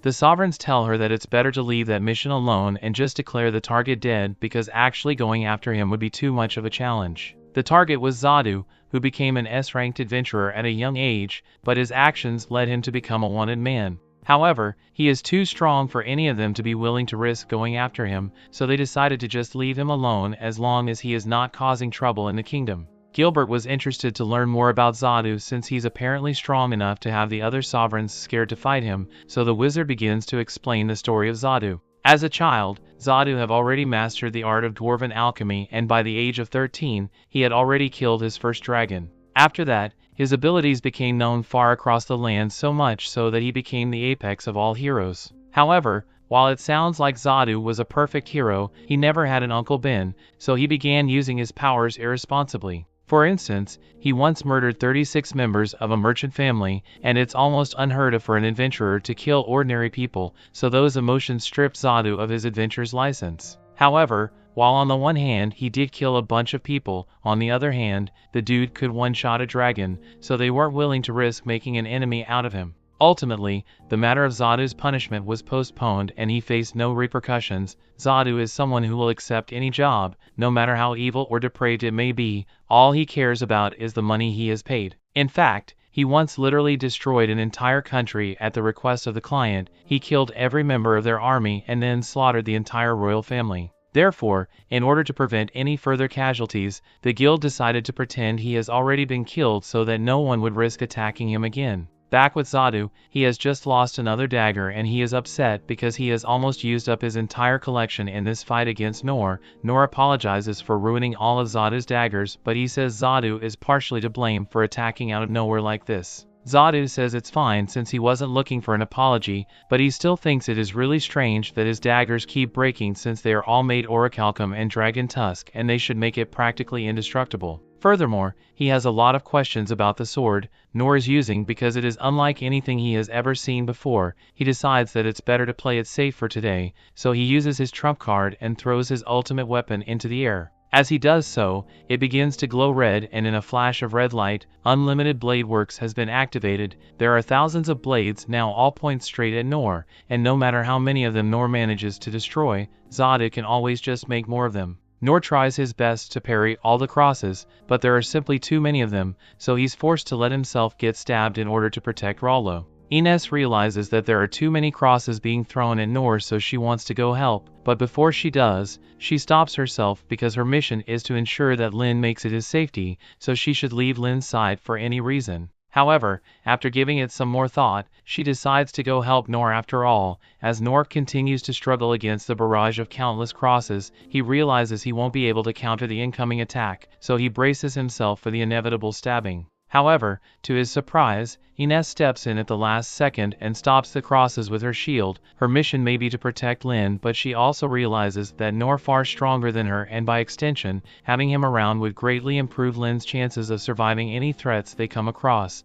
so she refuses to let him die here. She uses some of her shields to attack Zadu and Noor is really impressed. But while it's certainly keeping him busy, it doesn't look like any of her attacks are ever going to touch Zadu. He just crosses are managing to evade Ines's attacks, so she asks Noor if he can help her out a little. She can handle their defense for now, but she doesn't have the speed necessary to take down Zadu, which is why she needs Noor to do it. Nor is it sure he can handle blades that are moving this fast, but then again he has managed to hit birds that move faster than this, so he might be able to pull it off. He picks up one of the broken claws from the frog and tells Ines that he has an idea, so on his signal he wants her to drop the shield that she put directly in front of him. Noor gives the signal and Ines drops some of the shields to give him a clearing to attack. With a couple of dragon claws in his hand, Noor activates his physical enhancement and stone throw abilities, and the combination basically turns his arm into an anti-aircraft missile launcher as the claw fragments destroy all the crosses headed their way. Noor still has plenty of ammunition, so as he reloads he asks Ines to drop the shield again and he proceeds to destroy even more of Zadu's crosses.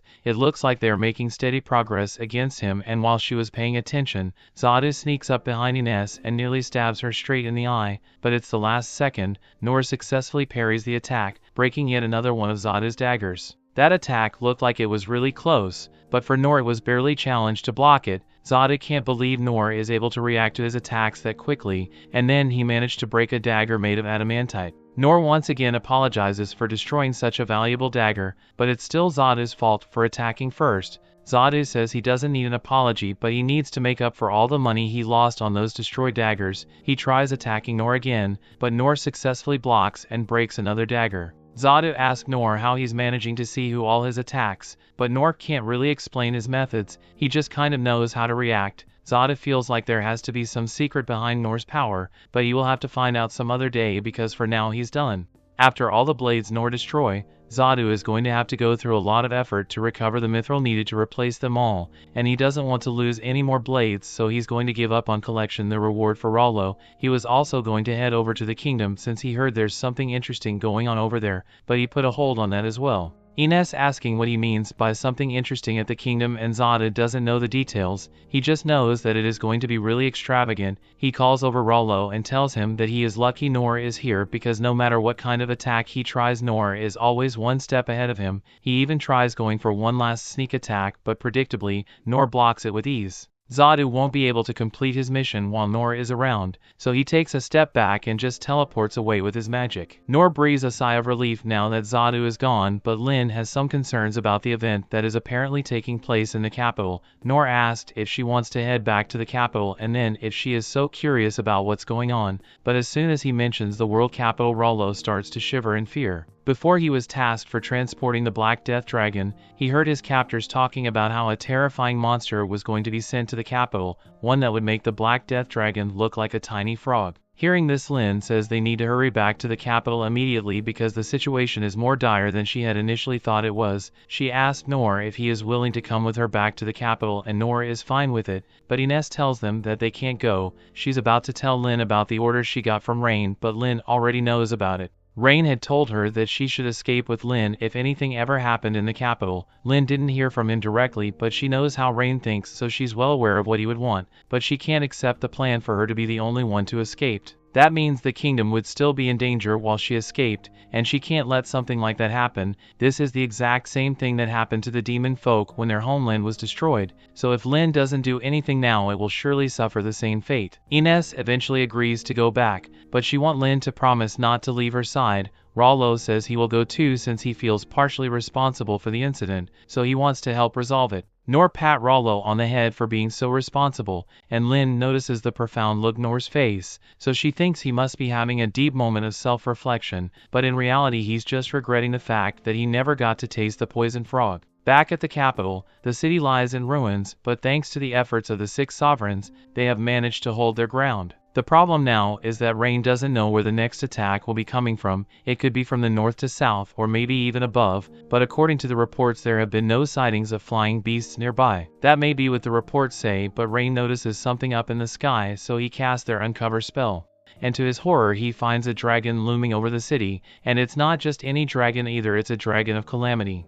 The story continues. We see the title of Dragon Slayer was given to the hero from Noor's storybook, after he killed an evil dragon that has been terrorizing the lands. Noor was so impressed by this that he said he wanted to slay a dragon as well, but his father told him that slaying a dragon is no easy feat. Some dragons are incredibly strong and have lived for thousands of years, so single one could easily reduce mountains to rubble, or destroy an entire continent. Back to the present, as Noor and the others are heading back to the capital, Noor notices something off, so he tells everyone that he has a feeling there's a monster nearby. The others don't see anything, but Noor can clearly sense something and even points towards it, and a moment later, the Dragon of Calamity was revealed.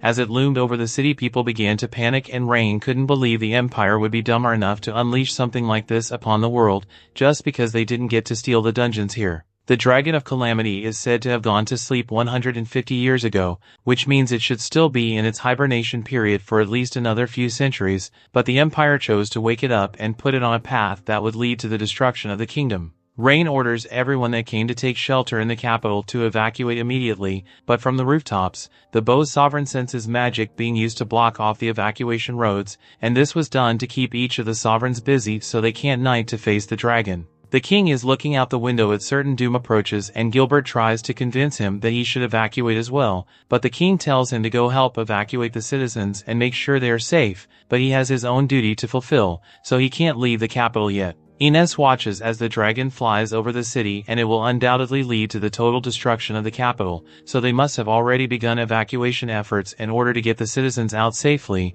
but Lynne knows that her father would never evacuate. He would likely use himself as a shield between the dragon and his people. But even someone as powerful as the king stands absolutely no chance against that dragon. Lynne is devastated that both the kingdom and her family will be destroyed, but Noor is just amazed since this is the first time he has ever seen a dragon before. The other one was a dragon, but Noor still thinks it was just a farm frog. He asked Lynne and her father and brother are still in the capital, and she's sure they will choose to stay behind and make sure everyone makes it to safety, but it's too late for them to help now because they are still so far away from the kingdom. Noor doesn't think the distance is that much of a problem since he can probably make it if he runs, but Lynne is shocked to hear that Noor thinks he can make it since the kingdom is still nearly 100 kilometers away, and it's going to be destroyed in a couple of minutes. He says they can use the same trick they used against the goblin in the forest, so he wants Lynne to hit him with the strongest wind blast she can generate, and he will do the rest. He owes a lot to the people of that city, so he wants to at least help the Rain and the king escape if he can, and if Noor says he can make it, then Lynne decides to put her faith in him and stop hesitating. The king recalls the meeting he had with the emperor, where the emperor threatened to crush the kingdom if he didn't get what he wanted, but the king didn't budge and told him that he would never give up the Dungeon of the Lost. The emperor says such a valuable resource is wasted in the hands of the king, and if he were to fully utilize the power within it, he could easily control the world, but the king believes it's best to not interfere with powers he can't control. The Emperor are clearly had a different stance because the dragon is certainly not controllable, but it looks like the Emperor doesn't care about what happens as long as he ends up getting that dungeon in the end. The king underestimated how ruthless the Emperor could be, so he could do things differently. He might have just let him have the dungeon to begin with. However, what's done is done, and the only thing he can think of is if Lynne managed to make it to safety in the end. He doesn't think he's fit to be king of a nation like this, as he is much more suited to a life on the battlefield. He apologizes to the people of the kingdom, who have been doomed because they followed him, and while it may not be enough to atone for his mistakes, the king is going to make sure that before he dies, he takes out one that dragon's eyes. Back in Noor's groups, Ines uses her divine shield to create a cylinder to focus Lynne's wind blast and ask Noor to stand in front of it. Once he does, Lynne prepares herself and casts every magic barrier she knows how to make on the cylinder to make sure no energy is wasted. Noor was the one who suggested this idea, but he's starting to second guess himself with how dangerous this thing looks now. Once Lynne is done casting all the barriers, she tells Noor that she's about to fire the twin blast, but it will be a lot stronger than it was last time, so we should brace himself for impact. Noor asked her to hold on for a second, but it's too late. She's already put everything she has into the spell and cast is six-fold wind blast that launches Noor at least max 10.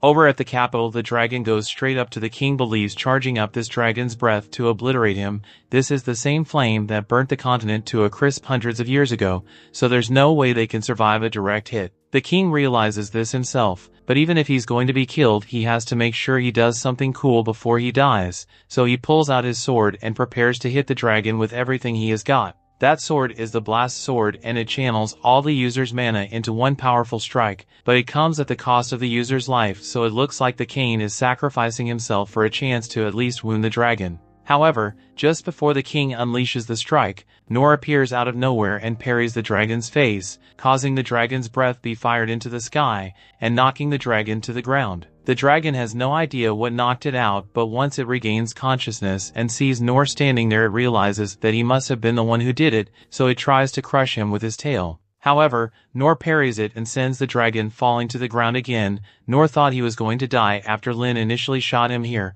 but he regained consciousness just in time for him to gain control with his physical enhancement and jump over the walls of the castle. However, he couldn't stop himself, so he ended up flying into the dragon and had to parry it. He never wants to get shot like a cannonball again, but Noor is surprised by how easy it was for him to parry the dragon, since it is supposed to be a nation-ending calamity. It's shocking how huge it is, but the impact from Lynne's wind blast was much scarier to him. He's confident that he should be able to put up a good fight against that thing, so he stands ready to fight. Meanwhile, Lynne and Ines have arrived at the capital, and they intend to rescue the king while the Noor distracts the elder dragon, but along the way a huge building piece comes hurtling towards them, causing Lynne to fall to the ground, but Ines manages to keep her safe by putting up a shield. Lynne thanks Ines for saving her life, but she looks forward. She sees several goblin emperors heading their way.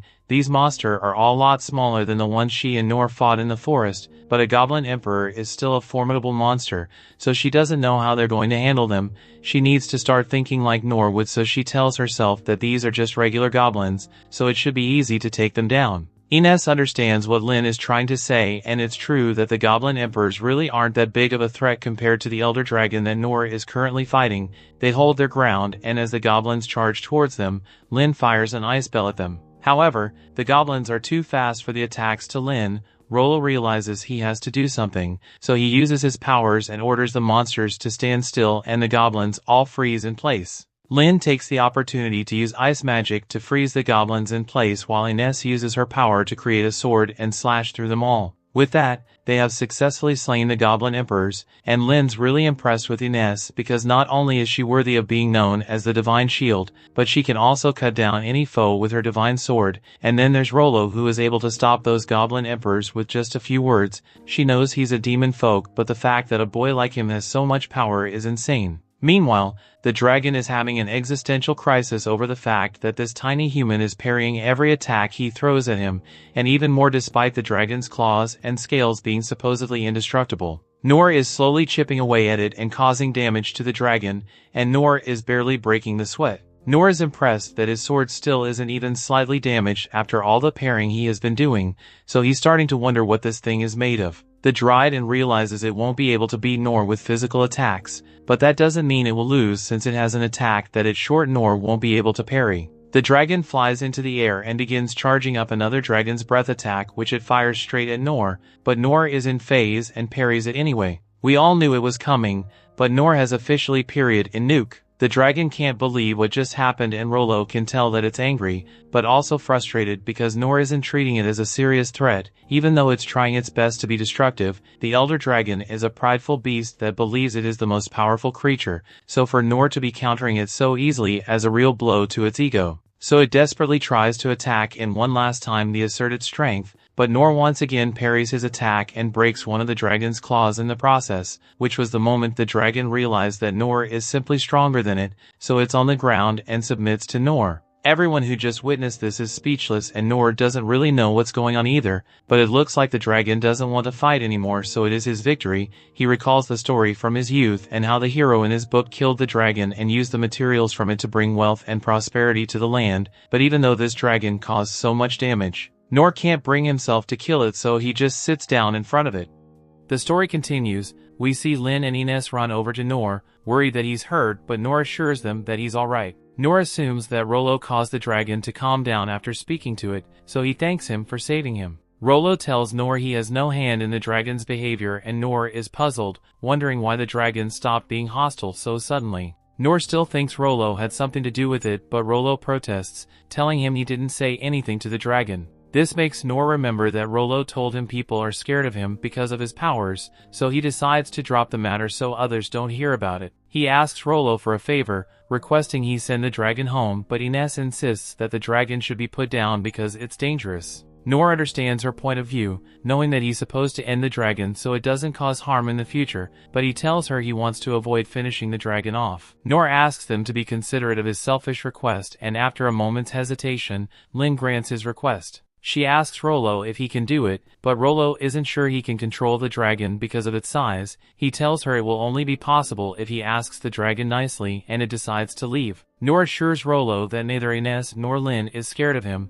which gives him the courage to face the dragon. He walks up to it, and the dragon tells him he will do whatever his master orders. Rollo relays this information to Noor, who is surprised that the dragon considers Rollo his masters. Ines and Lynne are also surprised that the dragon acknowledged Rollo as its master. Rollo asks for advice, and Noor advises him to tell the dragon to return to its home quietly. He also tells him to instruct the dragon never to harm humans again. Rollo instructs the dragon accordingly, and it immediately gets back to its feet. Rollo tells Noor that the dragon agreed to their request, and Noor is impressed that Rollo was able to get the dragon to cooperate. The dragon spreads its wings and takes flight, releasing a terrifying roar to mark its departure. It leaves the capital, and Noor walks over to Rollo, relieved that the dragon is gone. To his surprise, a beam suddenly cuts across the sky, hitting the dragon and sending it to the ground. The Empire Derides uses his binoculars to observe the pitiful sight of the fallen dragon. He is impressed that he can control such a huge dragon as his pawn despite it being over 1,000 years old. He looks over at the capital with his binoculars, and he's disappointed because he hopes it will be nothing but rubble after the dragon's attack. He lays his disappointment aside and orders as commander to begin their frontal attack on the capital. The commander rushes to the ledge and summons the Empire soldiers with heavy military artillery. A content smile crosses Derides' face as he marvels at the strength of his army. He recalls when his advisor assured him the army would take down the capital. His advisor also told him about a beast tamer that awakened the Dragon of Calamity ready for their command. Though Derides disagreed with the price for the army, he realized the cost was worth it after being briefed by his advisor. His advisor told him their forces would march into the capital after the dragon had laid waste to it, wielding magic shield and swords, while their elite troops have magic armor and controlled the magic cannons. His advisor told him they would have 3 mana generation devices and 4 high-output mana ray weapons on the battlefield to boost their military power. Derides was impressed with their forces, confident they would overrun the capital without problems. Randius, an army captain, suddenly walked up and bowed before Derides, requesting an audience. Derides asked him why he wanted an audience, and Randius told him the war wouldn't benefit their country in the long run because they were expending too many resources. Derides shut him up before he finished his sentence because Randius annoyed him with his moralities. Randius begged Derides to reconsider his decision, but Derides got up from his throne and made the captain kiss his boots as he slammed his foot into his face. He told his forces that no one can threaten their existence while they stand at the apex of magical technology. He was determined to show the world their true power so they could get the respect they deserve. Darius stands proudly with his army, confident they can overthrow the capital. He knows that in the future, people will tell stories of the capital and how they chose to foolishly stand against the greater power, while his army will be regarded as a humanitarian course that liberated the capital from a rule of idiocy. He is certain that he can rewrite history to tell his story because the victors write history. Meanwhile, Rollo takes Noor to the location of the fallen dragon and Noor sympathizes with the poor beast, wondering if it's still alive. Rollo isn't certain, so he tells Noor he has to get closer to it to ascertain if the dragon is still breathing. Lynne calls out to Noor, pointing out the magical empire's forces gathered ahead of them. Darius orders his forces to advance, but one of his captains points out Noor and the others on the hill ahead. Darius looks at them and recognizes Lynne as the princess, wondering what she's doing on the battlefield. His captain points out that Ines, the divine sword, is beside her, and Darius is impressed as he witnesses a living legend stand before him. He assumes the capital is still standing instead of being a pile of steaming rubble because of Ines. Darius is determined to end her legend because he wants to usher in a new era defined by those with wisdom, not strength. He orders his army to fire the mana ray at them because he's confident its beam will melt through Ines's shield. The captain relays his order as the king marvels at the spectacle of war, anticipating the fall of Ines. The beam powers up, making Ines and Lynne frightened as they notice it is directed at them. The captain informs Darius that the beam is primed and he gives the order to fire. The infantry soldiers fire the ray beam as a sinister smile crosses Darius's face to mark the end of the Ines's legends. Lynne is curious about the beam, wondering what it is, but Ines tells her to stand back so she doesn't get hurt. Lynne rushes over to Rollo, grabs his hand and runs to safety. The beam approaches Ines,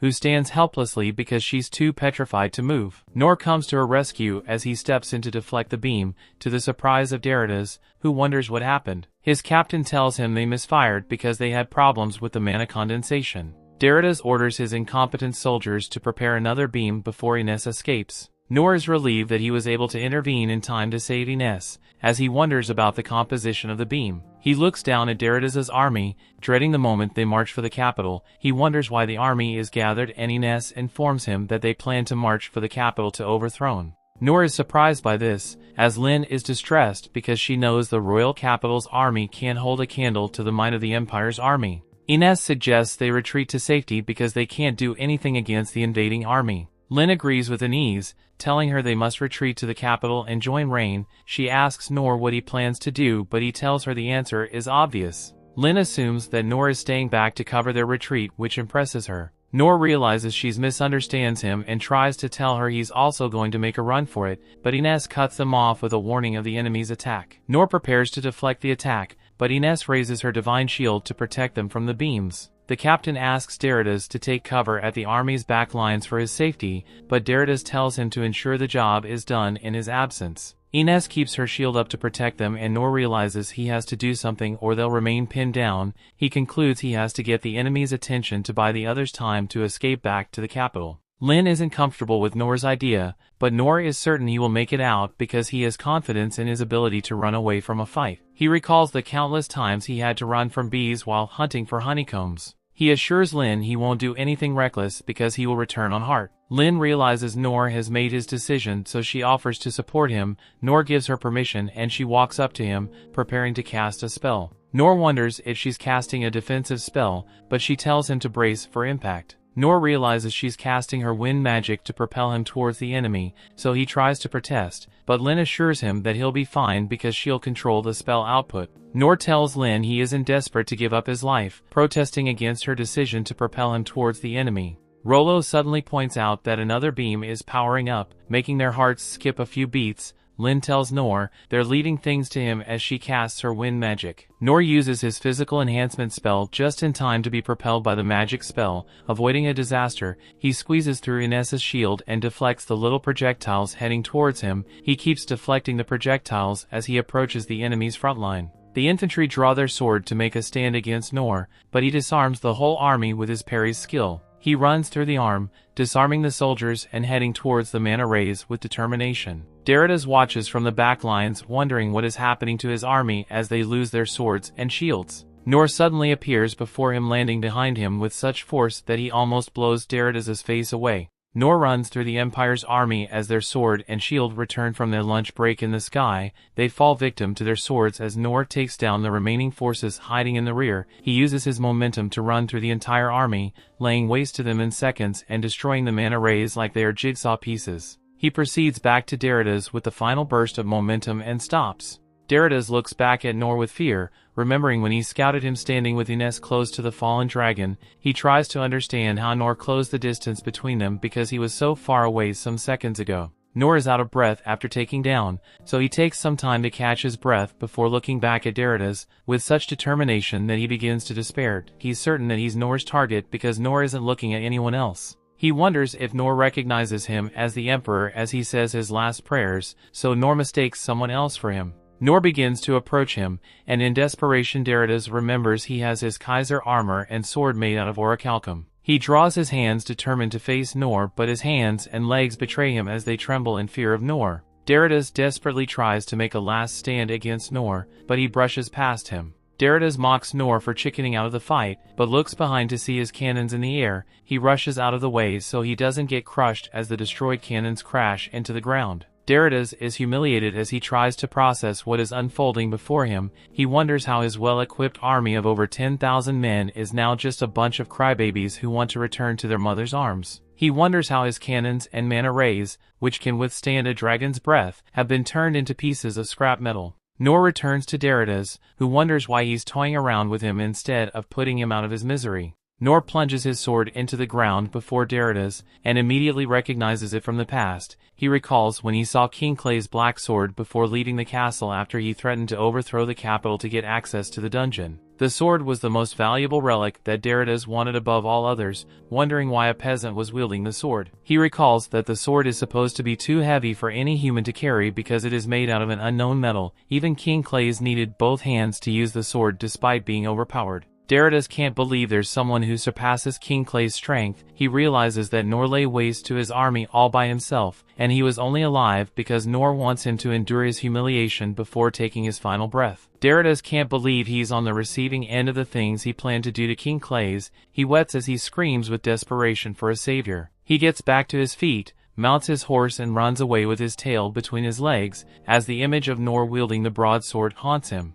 A look back to just moments ago shows what happened from Noor's perspective. Noor managed to stop himself from getting launched, and he wondered who the old guy was. Even his horses were covered in gold armor, and the old guy just had a shocked look on his face. Noor didn't have much time to think though, because the soldiers' weapons were coming back down from the sky. The soldiers would attack him all at once if they were able to recover their weapons, so Noor kept parrying them into the sky. Noor did the same to the giant shields, and he bumped into the old man again. Noor had to keep parrying the weapons, but he also had to remind himself to stop and take a breath before passing out. Noor didn't see a reason to parry the old guy's sword because he clearly wasn't a threat. Instead, Noor just kept parrying through the army. However, Noor couldn't help but think that the old man was going to get hurt if he stayed on the battlefield. The old man wondered why Noor wasn't ending his life, but Noor wanted to show him that this wasn't his intention. Noor was too exhausted to just tell him, so he smiled at the old man instead. This backfired though, as this awkward smile was terrifying, and the old man just ran away. Just then Noor feels a great deal of pain,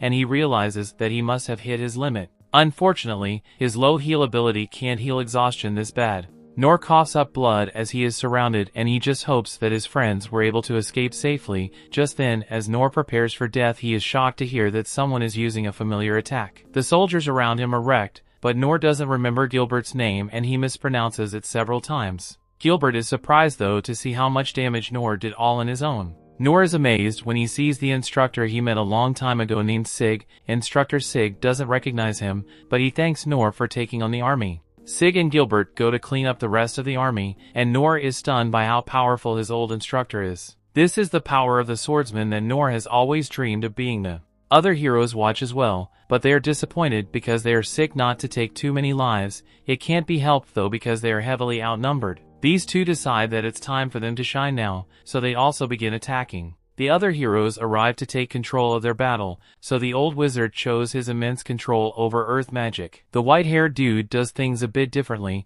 as he tells his group to heal surviving enemies so they can have the chance to turn over a new leaf. Noor realizes that these were all his old instructors, and he can't believe that he was able to see them again. Lynne heals Noor and he is fine to move around again, but he's now hungry. The battle is over and an interrogation has revealed that the enemy has no troops left. They threw everything they had at them, including a dragon, and they lost. The Emperor was so confident in his army that he showed up on the battlefield himself, but he had to run away. Noor realizes that they're talking about the old geezer and the wizard is shocked to hear that Noor met the Emperor. Noor describes the armor he and his horses wore, so the wizard determines that it must have been orichalcum armor. It's very high-grade equipment that can support an extensive array of skills. This explains why he was able to get away. If the Emperor escapes to the border, then they won't be able to go after him. This is because there is a fortress there as well as a bridge that spans a ravine. The wizard determines that there's no way to catch up to the Emperor, and he wishes that they all could fly. Just then the wizard is shocked when Noor says that there might be a way. However, this depends on if their being in his plan is still alive. Noor's idea turned out to be using the dragon. The wizard is stunned because he never thought that he would be able to see an ancient and legendary beast up close. It's an incredible sight, and this makes living to an old age worth it for the wizard. Sane feels the same way, as this is the first time he has ever been tasked with healing such an enormous dragon. Sane gets to work and uses healing magic on their giant beast. Sane remembers Noor and is amazed to see how much he has grown. The wizard didn't recognize him, but Sane did right away. Noor is glad to see that the wizard is still alive and well, but the wizard is insulted because he plans to live for at least another 100 years. Noor thinks that the old wizard is funnier than ever, but the geezer wasn't joking. He doesn't think that trying to ride on the dragon's back is a good idea, but Noor explains that they will be okay because they have Rollo on their side. The wizard is glad to hear it, but he's horrified when Rollo says that he has no confidence in his ability at all. Just then the dragon begins to wake up and the wizard begins to panic. Everyone expresses their confidence on Rollo, but Noor can tell that the dragon is angry. Rollo is shocked that Noor was able to sense this, so Noor explains that he learned a lot from living in the mountains for a really long time. The dragon desperately wants revenge and wants Rollo to order it to get some. The wizard is amazed that Rollo has such control over the dragon because it's waiting for his orders. Noor compliments Rollo as well, but Rollo begins to explain that it's actually listening to Noor. Unfortunately, he's interrupted by the dragon's impatience. The dragon wants to go now, so Noor tells everyone to get ready to ride it. Noor is shocked to see that the girls want to go, so they explain that Rollo has to go to control the dragon, and they need to protect him. Noor didn't think they would want him to go as well, but they do, and he thinks about how he is terrified of heights. It was his idea though, so he doesn't really have a choice. Sane will go as well and so will Karoo. Noor shocked to remember this guy who was his thief class instructor. He will be in charge of concealing their presence. Just then the king and Rain arrive to declare that Rain will be going as well. Lynne is glad to see her family and Ines is prepared to be punished for coming back to the capital instead of escaping with the princess. Rain decides not to punish her and instead he takes responsibility for giving such an idiotic order. The king leaves Rain to issue orders from here on out and he apologizes to Noor for asking so much of him. He needs Noor's help one last time though, and asks them to protect his children. Noor assures him that he will bring them back safely, and Rollo instructs the dragon to fly. The heroes wonder if it was really okay to just let Noor leave without revealing the truth to him. Sig explains that it's for the best because in reality Noor has never needed them to play a role in his life. Dandel thinking that they would be able to raise Noor themselves would just based on their egos. This is because Noor was like a hero straight out of the legends. Sig now realizes that he was just being lazy these past few years. He stopped fighting to teach others, but after seeing what Noor did he has decided to retrain himself from scratch. Sig is inspired by Noor's abilities, so he refuses to just let his own sword rest away. The heroes are pretty happy because they were able to witness the spectacle that Noor just performed. On the dragon,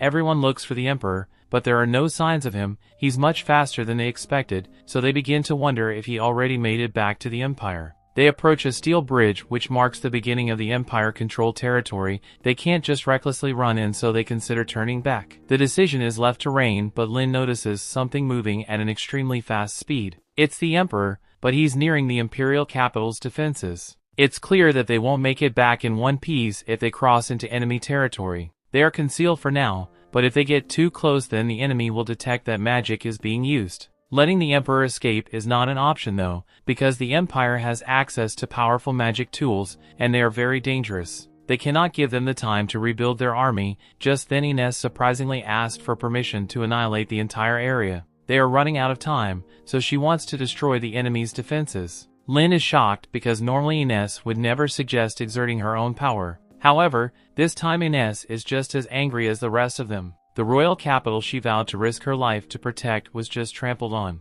Rain gives Ines the permission she was looking for, and he tells her not to hold back. Ines absolutely destroys the wall and follows up by attacking the base. Their escape route is now secured, but the job isn't done. Their actions here will determine the course of the war, so they will continue to pursue the Emperor. Rain plans to follow him even if it takes them to the imperial capital, and Lynne says that she is ready. Everyone here wields power far outside the norm, and they're the strongest people imaginable. Above them, although, it's her instructor Noor, and she can't even begin to comprehend his greatness. Lynne admires him greatly, but we see that he's suffering pretty badly from being so high up. Lynne is ready and declares that they will show the Empire what happens when they mess with the wrong people.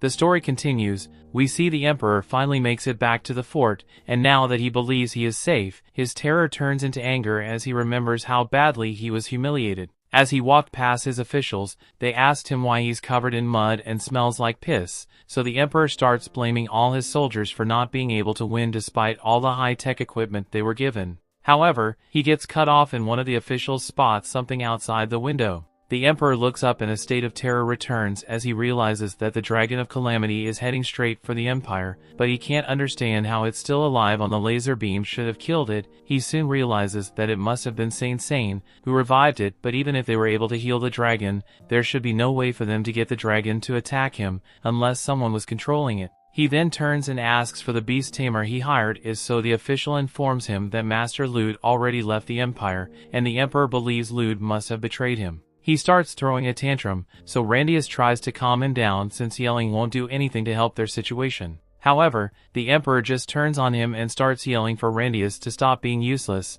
and do something to save the Empire, so Randius agrees and walks away with a look that says he's sick of the Emperor's shit. In the meantime, the Emperor orders the others to prepare Kuranos because he wants to use it to blast the dragon out of the sky. The officials tried to talk him out of it since Kuranos is still in the testing phase, and it would likely destroy a good chunk of the city as well as fired it now. However, the Emperor doesn't care and kicks one of them across the room. In his defense, they don't have many other options, since the dragon will destroy the city anyway if they do nothing, so he says they don't need to worry about collateral damage, and if necessary it can just use the mana targeting system to emit properly. The officials do as instructed, so the entire city goes dark as the Kuranos laser cannon is locked into the dragon's mana signature, and the Emperor is confident that the dragon will be destroyed because this is the strongest weapon his empire has ever developed. However, as the lasers fired and head straight for the dragon, something on the dragon's head parries the laser, causing it to change trajectory. The Emperor is in disbelief at what just happened, and even worse,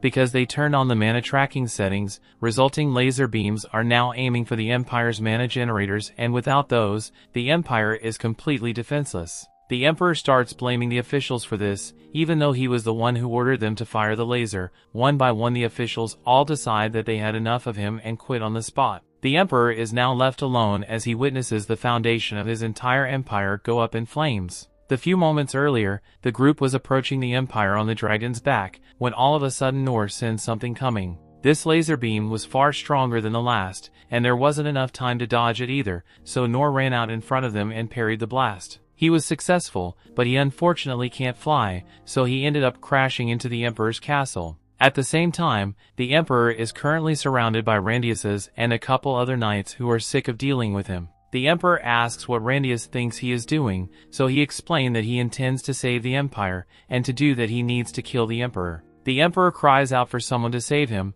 but there's no one left who is willing to follow his orders anymore, so it looks like he's going to be killed sure. However, just before he gets cut down, Noor comes crashing through the ceiling. He's surprised by how lucky he was to crash land in the Emperor's throne room. Randius raises his sword and asks Noor if he intends to protect the Emperor, and Noor doesn't really care about protecting the Emperor, but he also doesn't think it's right for these knights to kill him. One of the knights tries firing a gun at the Emperor, but Noor parries the shot and very gently puts the Emperor's head to the ground so he doesn't get injured. Randius and his men realize Noor is a skilled fighter, so they all decide to attack him at once. However, Noor parries them all away easily. Randius explains that the Emperor has doomed his country and he needs to atone for it with his life, so one of the knights throws a bomb in an attempt to execute the Emperor. Noor sees this coming, so he once again very gently kicks the Emperor out of the way. As the Emperor's body dangles from the wall, Noor asks why Empire's knights are trying to kill him. However, one of the knights points out that Noor has done a lot more damage to the Emperor than any of them have. Regardless, Randius says the Emperor needs to die,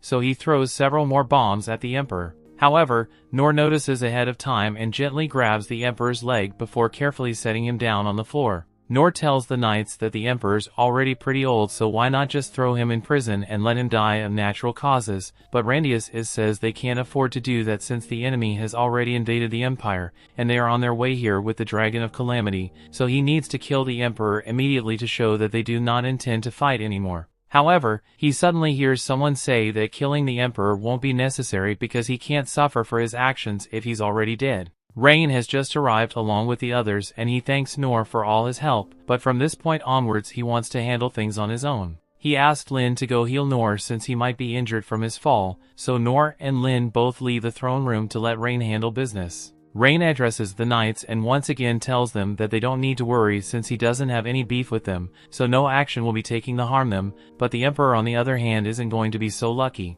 The Emperor plays the Rain to spare him, and Rain surprisingly agrees to forgive the Emperor but only under certain conditions. As a result of the Emperor's attacks, a few of the kingdom's people ended up being crushed under rubble, burning to death in fires or being torn to pieces by beasts, so as long as the Emperor is willing to suffer the same pain that he inflicted, Rain is willing to forgive him and begin multinational peace talks to discuss reparations needed to end the war. He asks if anyone objects to his plans and no one is on the Emperor's side, so this agreed that the Emperor will have to endure the same amount of suffering. The Emperor doesn't understand what they mean since there's no way he could live through all that pain. The Saint assures him that no matter how many times his bones are broken or his guts are cut open, Saint will always be there to patch him back up so he can continue being tortured. And even if he passes out due to all the pain, Karoo has his ways of making him conscious again. The Emperor is even more terrified than last time and pisses himself in fear, but Rain feels the need to clarify that he doesn't enjoy torturing people,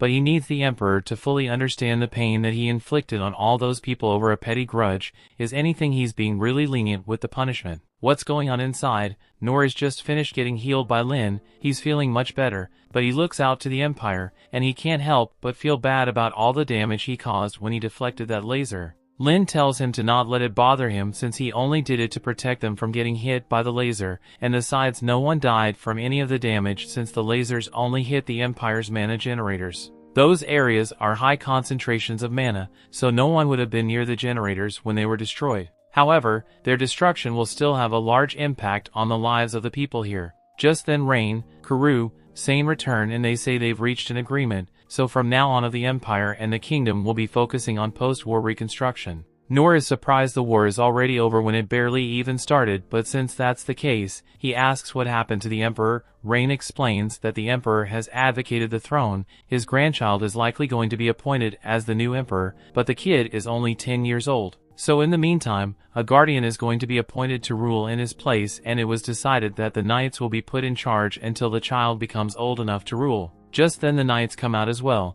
and the first thing Randius does apologize for attacking Noor earlier. He says he is willing to do whatever it takes to make amends for his mistake, but Noor says he doesn't really mind, so there's no need for him to worry about it. Randius is glad Noor isn't upset, but as a gesture of goodwill, he tells Noor that if he is ever in need of help then Randius and the other knights will spare no expense to assist him in any way they can. Noor tells them there's no need to go so far for him, and if anything Noor feels like he should be apologizing for all the damage he did to the city. Randius tells him that he shouldn't feel bad about it since it was a direct result of the former Emperor's actions, and besides there have been no reports of any dead or injured from the blasts, so it's just a matter of rebuilding. The crimes the Empire committed against the Kingdom are far more serious by comparison, but Noor still offers to help in any way he can, even if it's just helping clear out the rubble.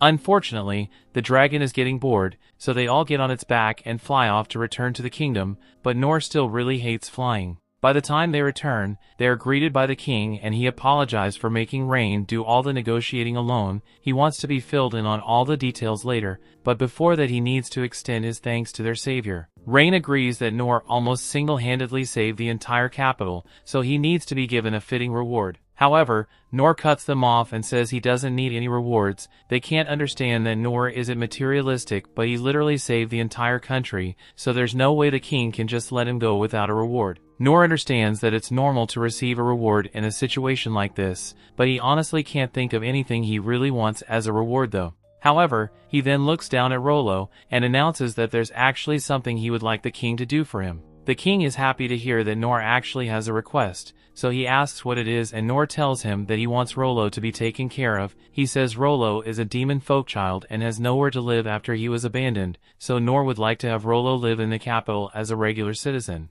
Noor had considered taking Rollo by himself, but he lived as a simple life and Rollo would be much better off if he were looked after by a wealthy family. He says it would be great if the king can provide some land and a house for Rollo, and the king understands Noor's request. And that's kind of an issue since the holy theocracy of Mitra has labeled all demon folk as enemies, so the king accepts Rollo as one of his citizens, then it would put a strain of diplomatic relations with Mitra. He is about to ask if Noor can make a different request, but Noor speaks up and says that he doesn't need anything other than Rollo's security, so if the king intends to offer something else then he would be better off redirecting those resources towards rebuilding the kingdom. The king is stunned by Noor's persistence, so he can't help but burst out in laughter. Rollo looks up at Noor and has a flashback to the moment he was about to be killed by the frog dragon, and how he hoped to have a better life where he wouldn't have to suffer as much, and could maybe even eat delicious food, but he never really expected his dream to come true. Rollo later wakes up in a warm bed and soon sits down at a dinner table with Ines,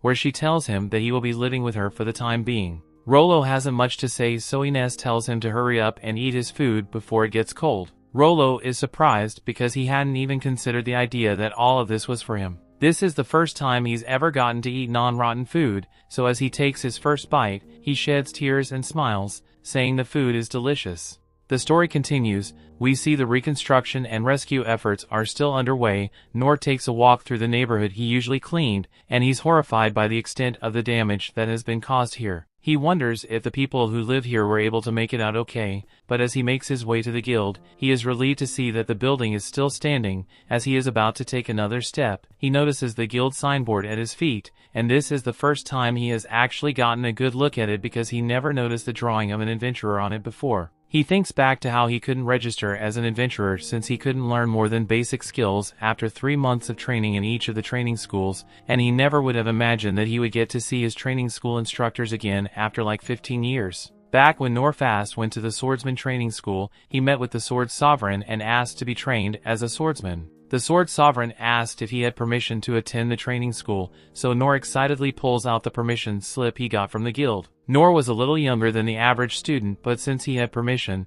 the Sword Sovereign saw no issues with training him as long as Noor is sure he was capable of handling the intense training. On the first day of training, the Sword Sovereign had his students to swing for swords late into the night until they were utterly exhausted, and as he walks past Noor he didn't expect him to last more than 3 days with how exhausted he looked after just 1 day. However, he was proven wrong as 10 days passed and Noor was still troubling along with no signs of slowing down. It soon came time for the students' first training exercise, so the Sword Sovereign and set up a massive wrecking ball and wanted his students to all give it their best shot at parrying it. The first guy gives up and jumps out of the way as the wrecking ball is sent at him, so the Sword Sovereign calls for the next person to step up. As Noor walks up to the spot the wrecking ball was sent to him, but he wasn't fazed by it and parry it with everything he had in him. He successfully counters the wrecking ball, but he breaks his shoulder in the process and drops his sword, so the Sword Sovereign reminds Noor that a swordsman must never lose grip with their sword even when wounded. To his surprise though, Noor powers through the pain of his injury and picks up the sword with his other arm rage of parry the ball again, and this was the moment the Sword Saint first realized that Noor had a lot of potential. A little while later, Noor runs into the Sword Sovereign and the halls are asked, and when he's going to start training to learn sword skill, the Sword Sovereign tells him that the skills normally end up learning are out of his control, but Noor at least wants to see a demonstration of what a sword skill looks like, so he convinces the Sword Sovereign to show him. They head outside and with a wave of his hand a dozen leaves fly into the air was the Sword Sovereign then cuts with his skill. Noor was amazed by what he just witnessed even though the Sword Sovereign was so fast that he could barely see what was going on. The Sword Sovereign expected as much, since even he has trouble keeping up with the movements of his skill, so he didn't think Noor would be able to see much. However, to his surprise, Noor could actually follow a good chunk of the movements of the skill, and this made the Sword Sovereign believe that Noor would grow up to surpass him in ability one day. Unfortunately, as days turned to months, Noor continuously trained, and although he had mastered parry by this point, he hadn't managed to learn any other skills at all,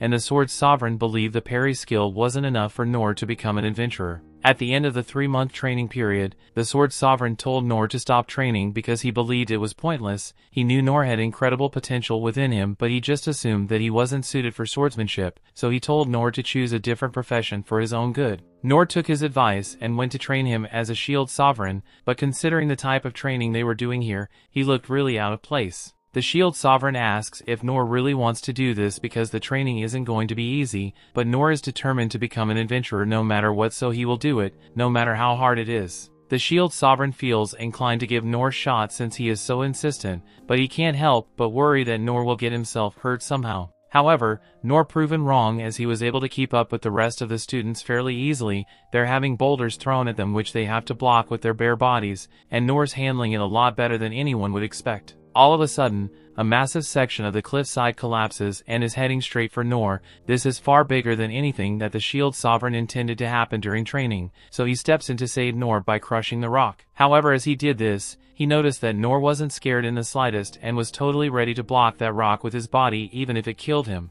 The Shield Sovereign was amazed by the courage and guts that Noor displayed just now, so he believes that he can raise Noor to become an invincible shield. Unfortunately, after 3 months of training here, Noor failed to acquire any useful skills aside from body strengthening. The Shield Sovereign was well aware of how hard Noor had been working, but he couldn't allow them to continue training like this when it's not getting him any results. After that, Noor headed over to the Bow Sovereign's training school and asked her to teach him. She really didn't want to do it since it seemed like a hassle, but it's kind of her job to train people, so she decides to give him a chance. She tells Noor to take the stone and throw at the stick hanging way over there under the tree. She doesn't really expect Noor to be able to hit it, so she just plans to make up some excuse as to why he can't train here after he misses. But to her surprise, Noor actually hits it on his first try. She doesn't believe what she just saw, so she tells Noor to do it again and he immediately hits the stick with ease. She really doesn't like where this is going, since she can already tell that Noor is going to be a difficult student to deal with, but she has to honor her promise, so she has Noor train for other students. However, she's only throwing stones and a shield. Noor asks her why she has him doing nothing but throwing stones since he wants to learn how to use a bow, so the bow saint eventually gives in and lets him have a practice bow. Noor was really excited to receive this, but when it came time for him to actually use it, his grip was so strong that he crushed the bow when squeezed. This is exactly the kind of trouble that Bow Sovereign didn't want to deal with, and every other bow Noor tries to use breaks just as quickly, so she decides to just let Noor use her personal bow because there's no way he will be able to break this one. Unfortunately, Noor manages to break it, so she tells him to just stick to throwing stones for now. Noor goes back to throwing his stones, and the Bow Sovereign asks him where he learned how to throw stones so accurately. Noor responds and says that no one taught them how to do it. This is just how he hunts bird when he's at home. There's a really colorful bird that likes to snatch up rabbits in the mountains, so he usually hunts those kinds. The Bow Sovereign realizes that he's talking about a thunder flash bird, and those are notoriously difficult for even seasoned hunters with the best equipment to strike. So Noor being able to hit it with stones is an amazing feat of skill, and she's starting to wonder if she even needs to be training here to begin with. By the end of the 3-month training period, the Bow Sovereign tells Noor that there's nothing more for him to do here. Noor argues that he hasn't gotten the chance to learn any bow skills yet, but the Bow Sovereign reminds him that he can barely hold a bow without destroying it, and besides she thinks his stone throwing skills are more than enough for him to outclass most other bowmen. After that, Noor went to the Thief Sovereign, asked to be trained, and by now, Karoo already heard about Noor from the other sovereigns. He was fine to training him, immediately gave Noor his first exercise. The task was for Noor to sneak through the dark hallway without making it sound, and for someone who just got here, Noor is doing a lot better than Karoo expected him, just since he's easily avoiding obstacles. Although he is still not good enough to sneak up on Karoo undetected, as part of the next exercise Karoo instructs Noor and the other students make it across this hallway, which is a bunch of traps set all over the place, so they can get to the treasure chest Karoo has with him. Noor thinks that should be easy enough, so while the other students are busy trying to disarm each trap, Noor just breaks into a sprint and runs across the hallway. He sets off all the traps as he runs, but with the skills he has learned so far is more than capable of handling anything that traps can throw at him. Karoo is truly amazed by how Noor is able to avoid all the traps, but the whole point of the exercise was to learn how to avoid the traps, and this is not even slightly stealthy, so after the training period is over, Karoo tells Noor that he has the situational awareness necessary to be a spy. Although he admits that more stamina and diligence are far above that of a normal person, so he intends to offer Noor a job in the capital's intelligence agency if he ever gives up on becoming an adventurer. After Karoo, Noor went to see Oaken, so he could learn magic from him, and Oaken found it very interesting that Noor wanted to train here at such a young age, even though the requirement is usually 15. Noor shows him the permit he got from the guild, and then he has already trained all the other training schools, but none of them have worked out for him yet. Oaken is fine with trying to train Noor, but even after 2 months of trying, Noor still hadn't managed to use any magic. Oaken thinks Noor may not have been born with mana flowing in his body, and if that's the case, then the only way to fix it would be to stick him in the mono resonance pod. Noor is willing to do whatever it takes, so Oaken says he will let him get in the pod, but you want some Noor to come out as soon as it starts feeling too intense inside there, because it can be pretty dangerous. A couple days later, Oaken is informed that Noor is still inside the mana residence pod and hasn't come out once, so Oaken begins to panic because the pod enhances all human senses, so being in there for days could have killed Noor. However, as he enters the pod expecting to see Noor dead, he finds Noor in the middle of meditating, and Noor kicks him out of the pod because he feels like he's close to making a breakthrough. After a full month in the pod, Noor only managed to learn the tiny flame spell, but given the fact that he had no mana before he got in the pod, Oaken thinks it's impressive that he is able to use magic at all. Just then Noor casts the second tiny flame spell, and Oaken is shocked because Noor is dual casting a spell, and it took over 50 years to figure out how to do that. Unfortunately, it isn't going to help Noor become an adventurer, so he isn't happy about it. Oaken feels bad that Noor couldn't learn anything useful here, because with his level of talent, Noor could have become the world's greatest mage if his body just had more mana at the start. There's only one more place for Noor to go, so he heads to Sane's training school and asks to be trained, but Sane refuses since only those who had a rite of passage performed at birth are allowed to train here. Noor tells Sane that he's not going to leave until Sane agrees to train him, and Sane tries to call his bluff and walks away, but several days later, Noor is still standing there, and he looks like he's willing to let himself die out here from cold. Eventually Noor collapses, so Sane gives in and says he will allow Noor to participate in his training as he heals Noor. However, he wants to make it clear to Noor that there is no guarantee that he will actually be able to learn a skill here. By the end of the training period,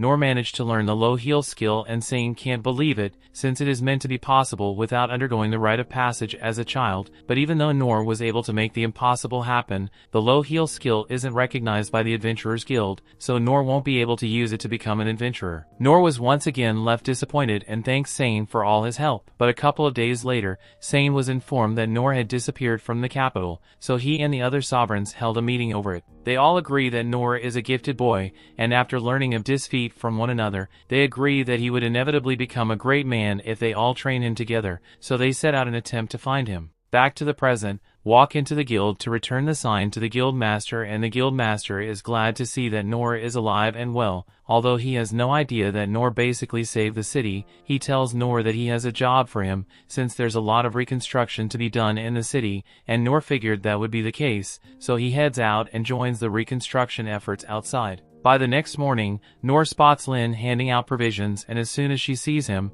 she runs over to thank him for all his help yesterday and for helping out with the restoration efforts as well. It looks like Noor has gotten pretty hungry from all the work, so Lynne offers him a load of bread and asks him not to overwork himself out here. She then goes back to her duties, and Noor is glad he has people like her around. Now that he has gotten something to eat, he can move a lot better, so he raises his sword and admires how sturdy it is because it has really come in handy recently. He thinks he would be put to much better use in the hands of a real adventurer, but for now he's going to use it to be helpful to the people around him, whether it's small tasks or using his skills to protect others from danger. With that, the season ends here. Thanks for watching. Want more anime recaps? Subscribe the channels and turn on notification bell.